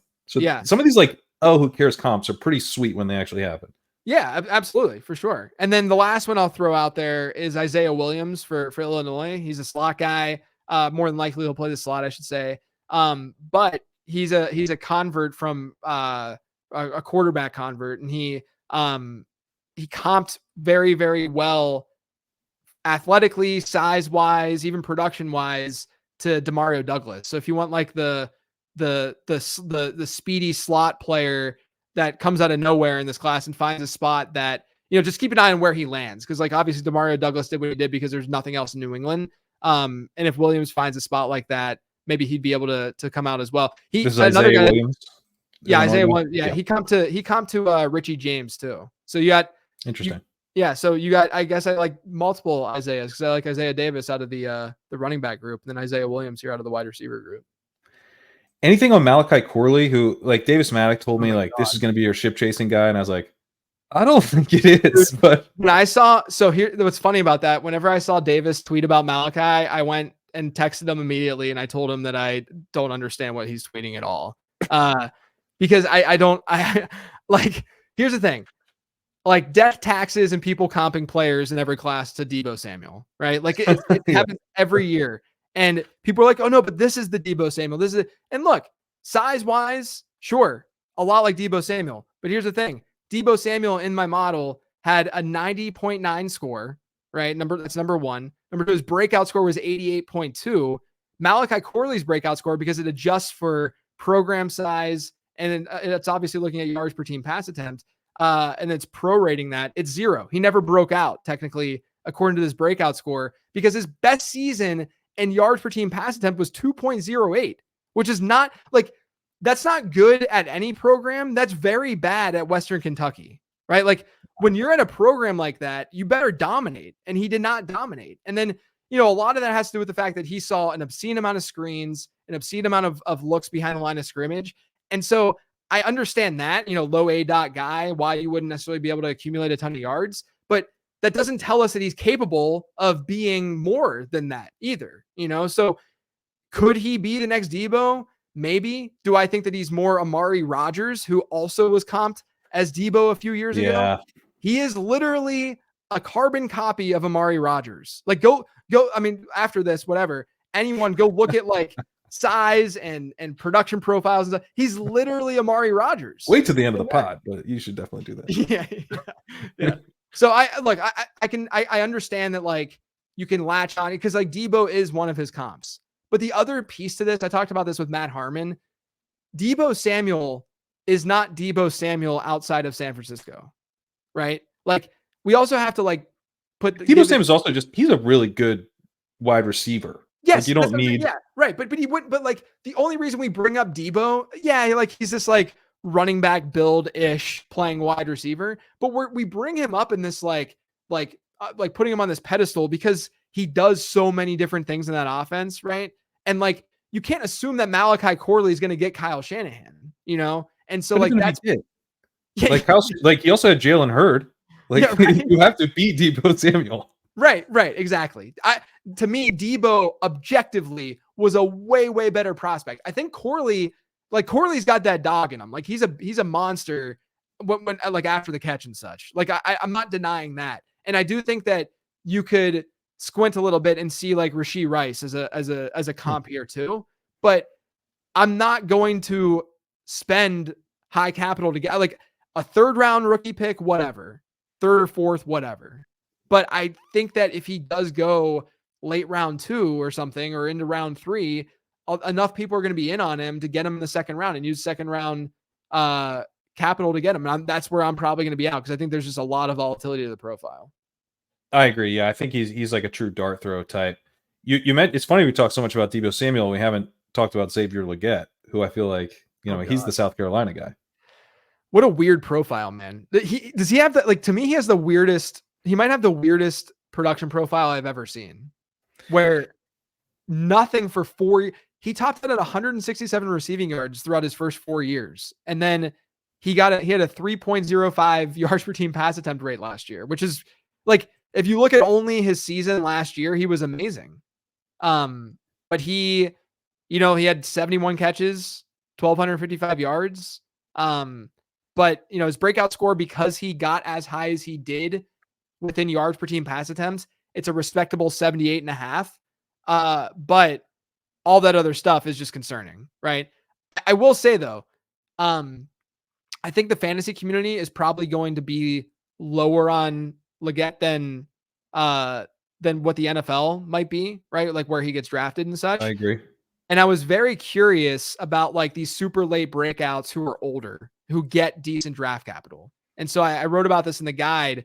There have only been 4 top 100 non-early declare wide receiver draft selections. So they won the top 100 and they were non-early declares who were older than 23 when picked. Kenny Galladay is in this. But then they also had a breakout score of 75 or better.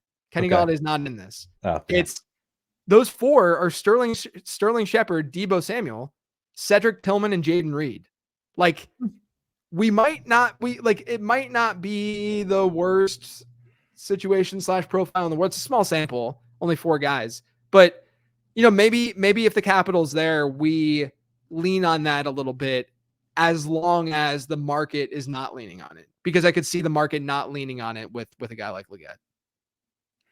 Yeah, like with sometimes I don't tend to mind like the 5th year guys who like the 5th year mega breakouts with size and athleticism, compared to like a 4-year breakout. Cause like the 5th year guys, like it kind of gets like double count, like, oh, he's really old. It's like, yeah, but I really care if you did it as like a junior or a sophomore. Right. You did it as a redshirt senior. It's probably a little more concerning, but it tends to get it. But like, dude, it's so bizarre. 167 receiving yards as his max season through his first 4 years in college. Like, it's crazy. Yeah. It's crazy. Yeah, I mean, I mentioned the first 3 years. So this is like true underclassmen yards per route run. Malik Washington is a guy I've had trouble getting excited about because he's 0.065 which It's is a obviously very similar. Malik Washington and Leggett are actually pretty similar, like production wise. Obviously, production wise. they win differently and all that, and they're different sizes and all that stuff. But like, yes, the way they produce is very similar. Yeah, and but Leggett was at 0.62, so that's even worse. But like I'm a little bit more intrigued by Leggett because it's like what has to happen.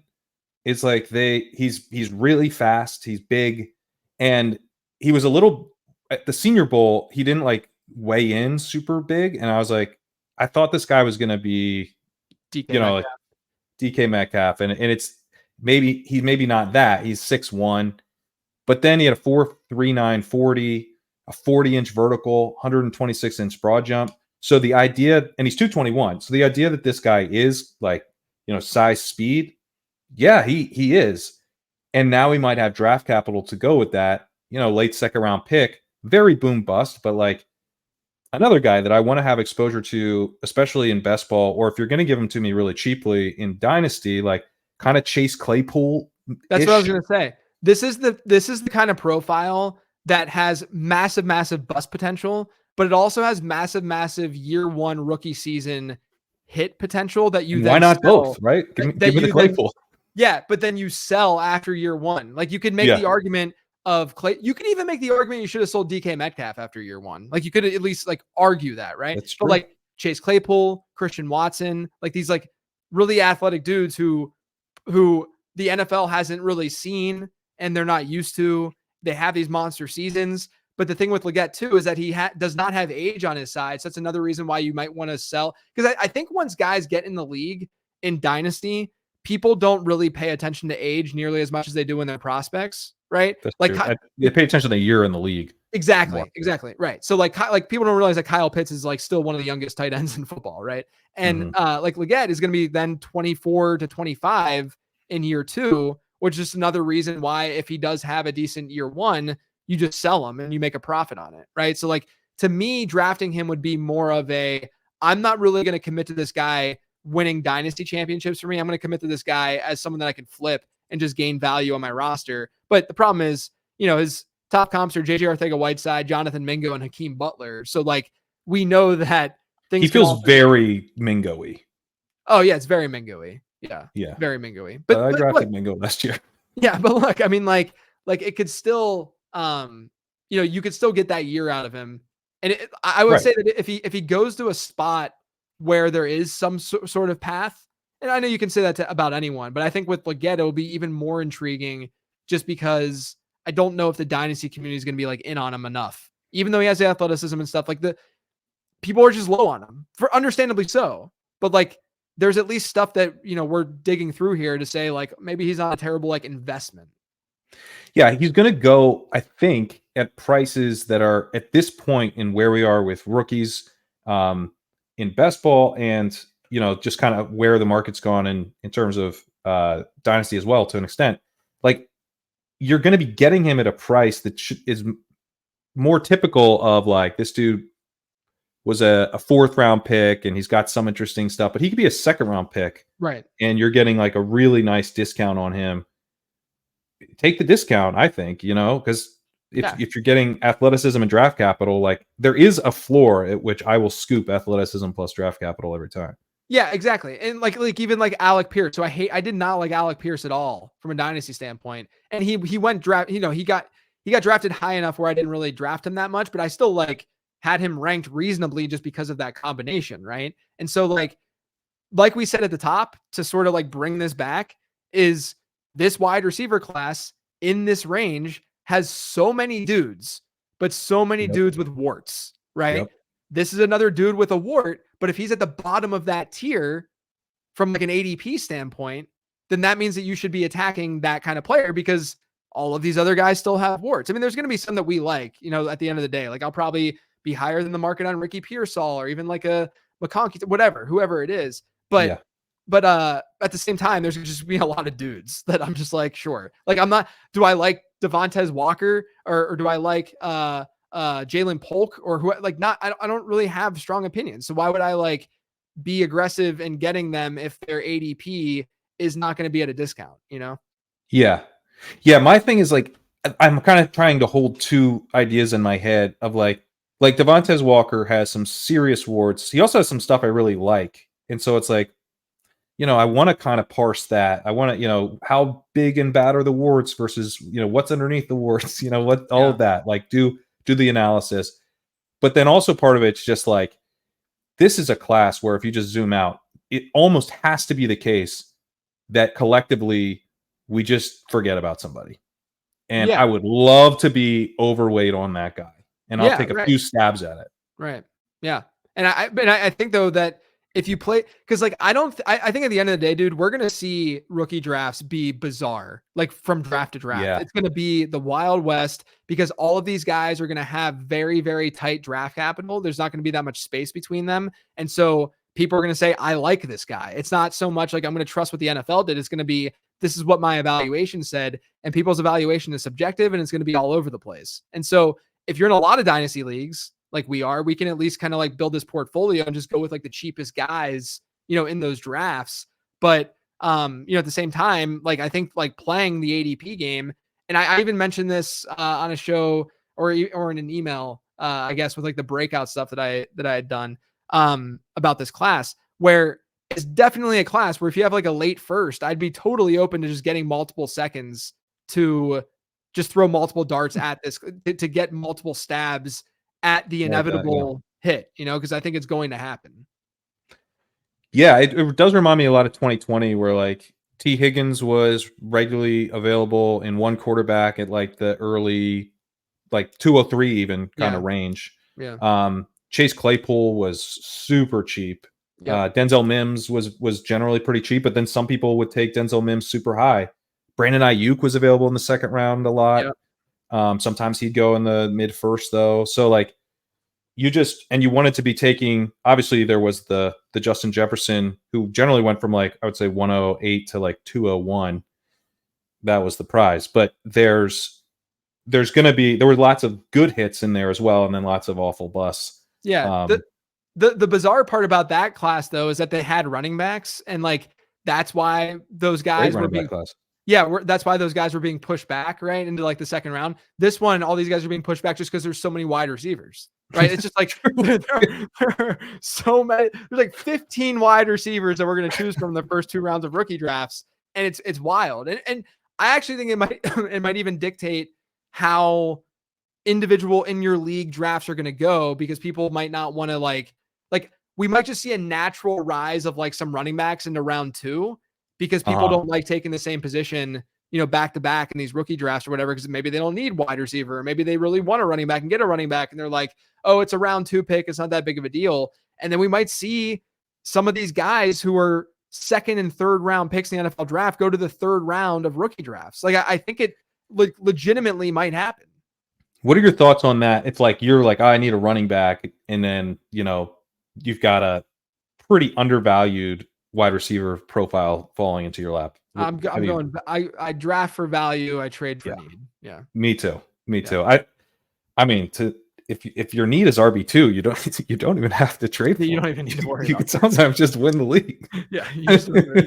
Yeah. And bottom line, dude, no one needs a running back from this class. Like, let's just be, like at this time, at this moment, no one probably there's going to be some that hit, no doubt, but as prospects, I don't think you need any of them. I agree. So 3 more guys I wanted to get your quick thoughts on. You mentioned Tez Walker. Was hoping I could get a little bit more of your thoughts on him, because he's like polarizing for me. Like, I am polarized on what I feel. Yeah. I like it. I don't like it. It's scaring me. I'm excited. And then 2 guys I have soft spots for: Roman Wilson and Ricky Pearsall, who both seem to be rising up a bit. And part of the soft spot is, compared to the draft capital that was expected, it just wasn't getting priced in. It's getting priced in a little bit more now, but I still like both profiles. So those are the 3 guys. Just want to get your thoughts on before. So with Walker, I'm a little bit concerned because he played at a smaller program before transferring to North Carolina. Mm-hmm. And that's where he got a lot of his production. His prorated yards per team pass attempt this past year wasn't terrible, 2.47 when you adjust for like games played and stuff. He had a breakout score of 55. There's another metric in the model, fantasy point score, which I didn't even talk about. He has a pretty average profile overall. My fear with him is, he just looks like someone who's probably profiles just like a deep threat in the NFL. And that's not so, like Devin Street is one of his comps in the model, which, you know, you get another, this is why I love, like people say they buy the guide only just to see the absurdity of some of these comps. Cause I'm doing it all. It's all just like objective comps. Right. And like, I'm not going to like give you something good. I'm not going to give you just high end comps for the sake of doing it. So like Devin Street had decent draft capital, was a deep threat, all that good stuff. And he just didn't pan out. And that's my fear with Walker. With Roman Wilson, I think that he's pretty intriguing. Randall Cobb was actually his top comp. And then John Mechie's in there and Philip Dorsett. He didn't have like super strong matches. But again, like I think when you give his production profile the context it needs, that he played on a very run heavy offense, he looks pretty good. Like overall, like he's just a very, very solid. You're not going to really be, I don't think he's going to be like a wide receiver 1 or anything in the NFL. But I think he could have spiked wide receiver 2 seasons and just be like a higher volume kind of possession type guy for a team in the league. So I do like Roman Wilson.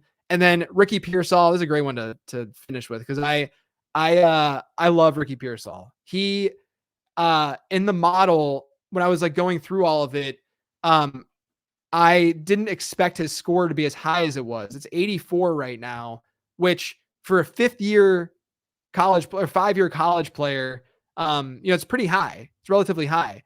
And then I looked and his top comp was Jayden Reed. And I'm like, oh, this is probably why I liked Ricky Pearsall, because I like Jayden Reed last year too. And so the reason it's Jayden Reed though, Pearsall was used in a variety of different ways in college, similar-ish size, a little bit leaner than Jayden Reed. Jayden Reed's kind of thick, but he was used as a rusher in college, used on special teams a little bit in college, which is what we definitely love to see, that versatility. He played more in the slot than Reed did. His breakout score, a little bit worse than Reed. Reed was at 78, his is at 58, so it's lower. But overall, that's the kind of player that we're working with here. He's a great route runner. I think the teams are going to like him a lot more than the fantasy community might like him. The problem, though, is that Jayden Reed was sweet last year because he just got steamed up after the draft and it didn't really catch up, right? Like his ADP didn't fully necessarily catch up, both even in like best ball. I mean, best ball all summer, he was pretty undervalued. Pretty cheap. Yeah. Yeah. Whereas I don't, 115s-ish. You're right. I don't think that's going to happen with Pearsall. Just because a lot of like Daniel Jeremiah, a lot of these like bigger draft people are in on him. Like they like him. And like I've seen now, like I'm not gonna be shocked if he goes in the top 40 in the draft. Like he's me neither. He is rising a lot. And if that's the case, people are gonna be all over him. So it's a little bit, I will say if he gets that kind of capital, I'm gonna put him probably in the AD Mitchell pretty comfortably in the AD Mitchell tier. Like why wouldn't we?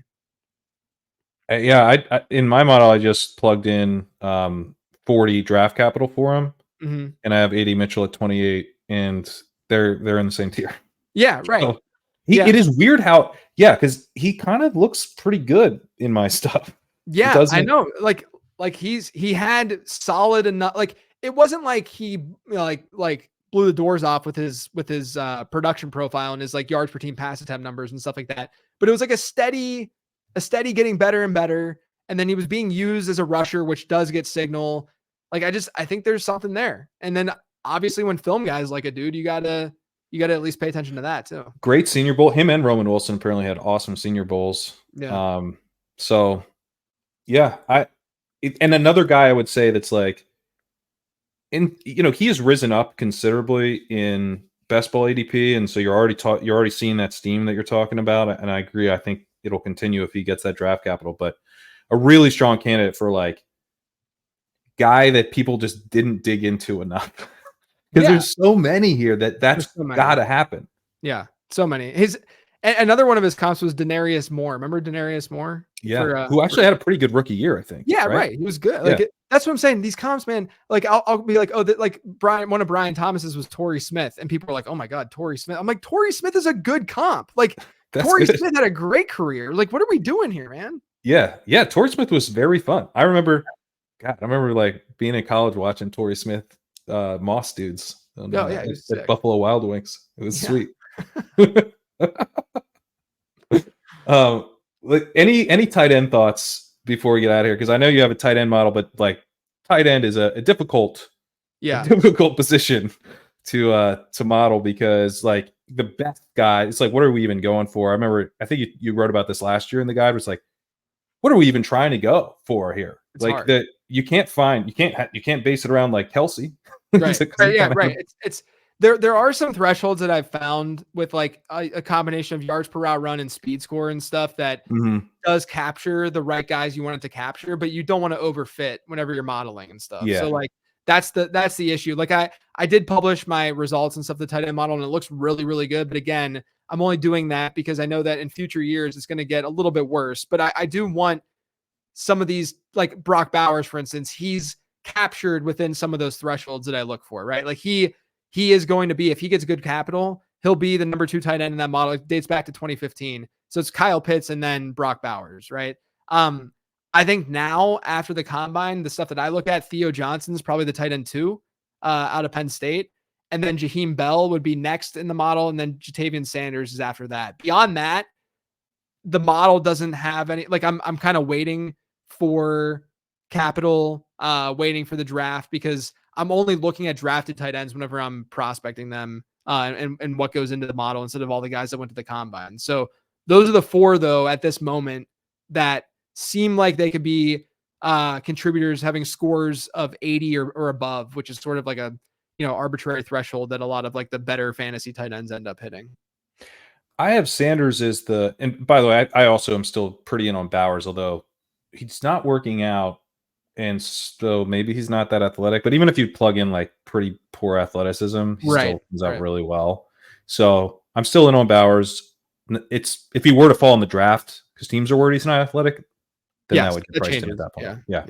But Jatavion Sanders has been kind of the consensus tight end 2, and he's pretty clearly the tight end 2 in my stuff. So what's your It's what happened. Flags you're seeing. It happened. It's what happened at the combine. It's how fast he ran that 40 and his speed score, and just he now has a score of like 79, and the other 2 guys are at like 83. And I know that this seems arbitrary, but like you can, it's a scale of 0 to 100. You can kind of like understand more subjectively like how close they are. But yeah, that like he was kind of slow. What was his 4.75-ish or something like that for? Yeah, I think his RAS was like 8. So it wasn't bad, but it wasn't good. Right. Speed score. Tight end that definitely matters more at tight end, I think. Yeah, speed score gets a lot of signal and it's not even height adjusted. It's just straight up speed score, which is why like a Jaheim Bell looks okay, even though he's a little bit smaller. He's like 6'2". He might be an H-back though. Yeah, that's the fear. Like a Brevin Jordan type or something. He might be like, I think he might be like Brevin Jordan or something like that. Right. Theo is the guy who, if he gets capital, he'll be intriguing. I think at the end of the day, though, I would not be surprised if Sanders ends up being my tight end 2. It's all obviously right now like projected draft capital and stuff. We'll see where they go. I don't know if any of these guys, like I really was bullish on last year's tight end class. I don't think we're even close to. No, I don't either. Yeah, it's Bowers and then I like Sanders, but then I have a pretty big, like the guys who, and I'm not really drafting these guys in best ball and kind of just waiting and seeing in Dynasty, but yeah, the guys who pop for me a little bit is actually now Ben Sinnott. I don't know if I'm pronouncing that right, and Tanner McLaughlin. Okay. Those guys a little bit more even than Theo Johnson, because the production stuff on Johnson is his production's bad. Yeah, it's not impressive, but he's the typical freak athlete out of Penn State. We do have Bowers in this class as like a legit, like when Pitts came out, it was like, fuck it, I'm gonna take Pitts over Jamar Chase, which I wasn't doing, but you did hear that, right? And Bowers has just not had any of that steam at all. Yeah, I think Bowers though, like I think you can make arguments for Bowers after Odunze. Like, why not ahead of Odunze? What's that? Why not ahead of Odunze? I mean, if Kyle Pitts was in this class coming in, we would be like, Odunze, that's not the conversation. Yeah. I also approach tight ends and not I don't love spending rookie draft capital on tight ends. And then, so it's sort of like a game theory thing from that perspective. Okay. But also I think Odunze is just like a really solid player. I think like Odunze to his position, and obviously wide receiver matters more in fantasy, right? And Odunze to his position, to me, is not that much worse than Bowers to his position. But then you layer on top the position importance of wide out because you're starting more of them and all that good stuff. And yeah, sorry, I was thinking tight end premium with that. Yeah, okay, tight end premium. Yeah, I would probably take Bowers over Odunze and tight end premium. Yeah. Okay. All right. So that's kind of, I think that's where I'm at. Like with Bauer, I'm taking the quarterbacks, I'm taking the 2 wide receivers, and then I think I'm Bowers. But yeah, I don't know. I'm just like a little. I wanted this to be spicier. Like we're getting a great tight end prospect, and I know, but I think it's just there's not no much hot team. takes. Yeah, there's not that much going on around them. Yeah. Yeah. All right, man. This has been awesome. Really appreciate your time here. Anything you want to plug before we get out of here? Just the prospect guide, man. If you guys liked what you heard, check it out. lateround.com. It's $14.99. And then there'll be an update, like I said, once the draft is over that weekend, you'll get an update with like rankings and new scores and all that good stuff. Love it. I will mention I'm working on my rookie profiles, which will be starting to roll out fairly soon. Also be back on the podcast with some free agency takeaways here in the next day or so. So look for that, and we'll see you guys next time. Thanks for listening.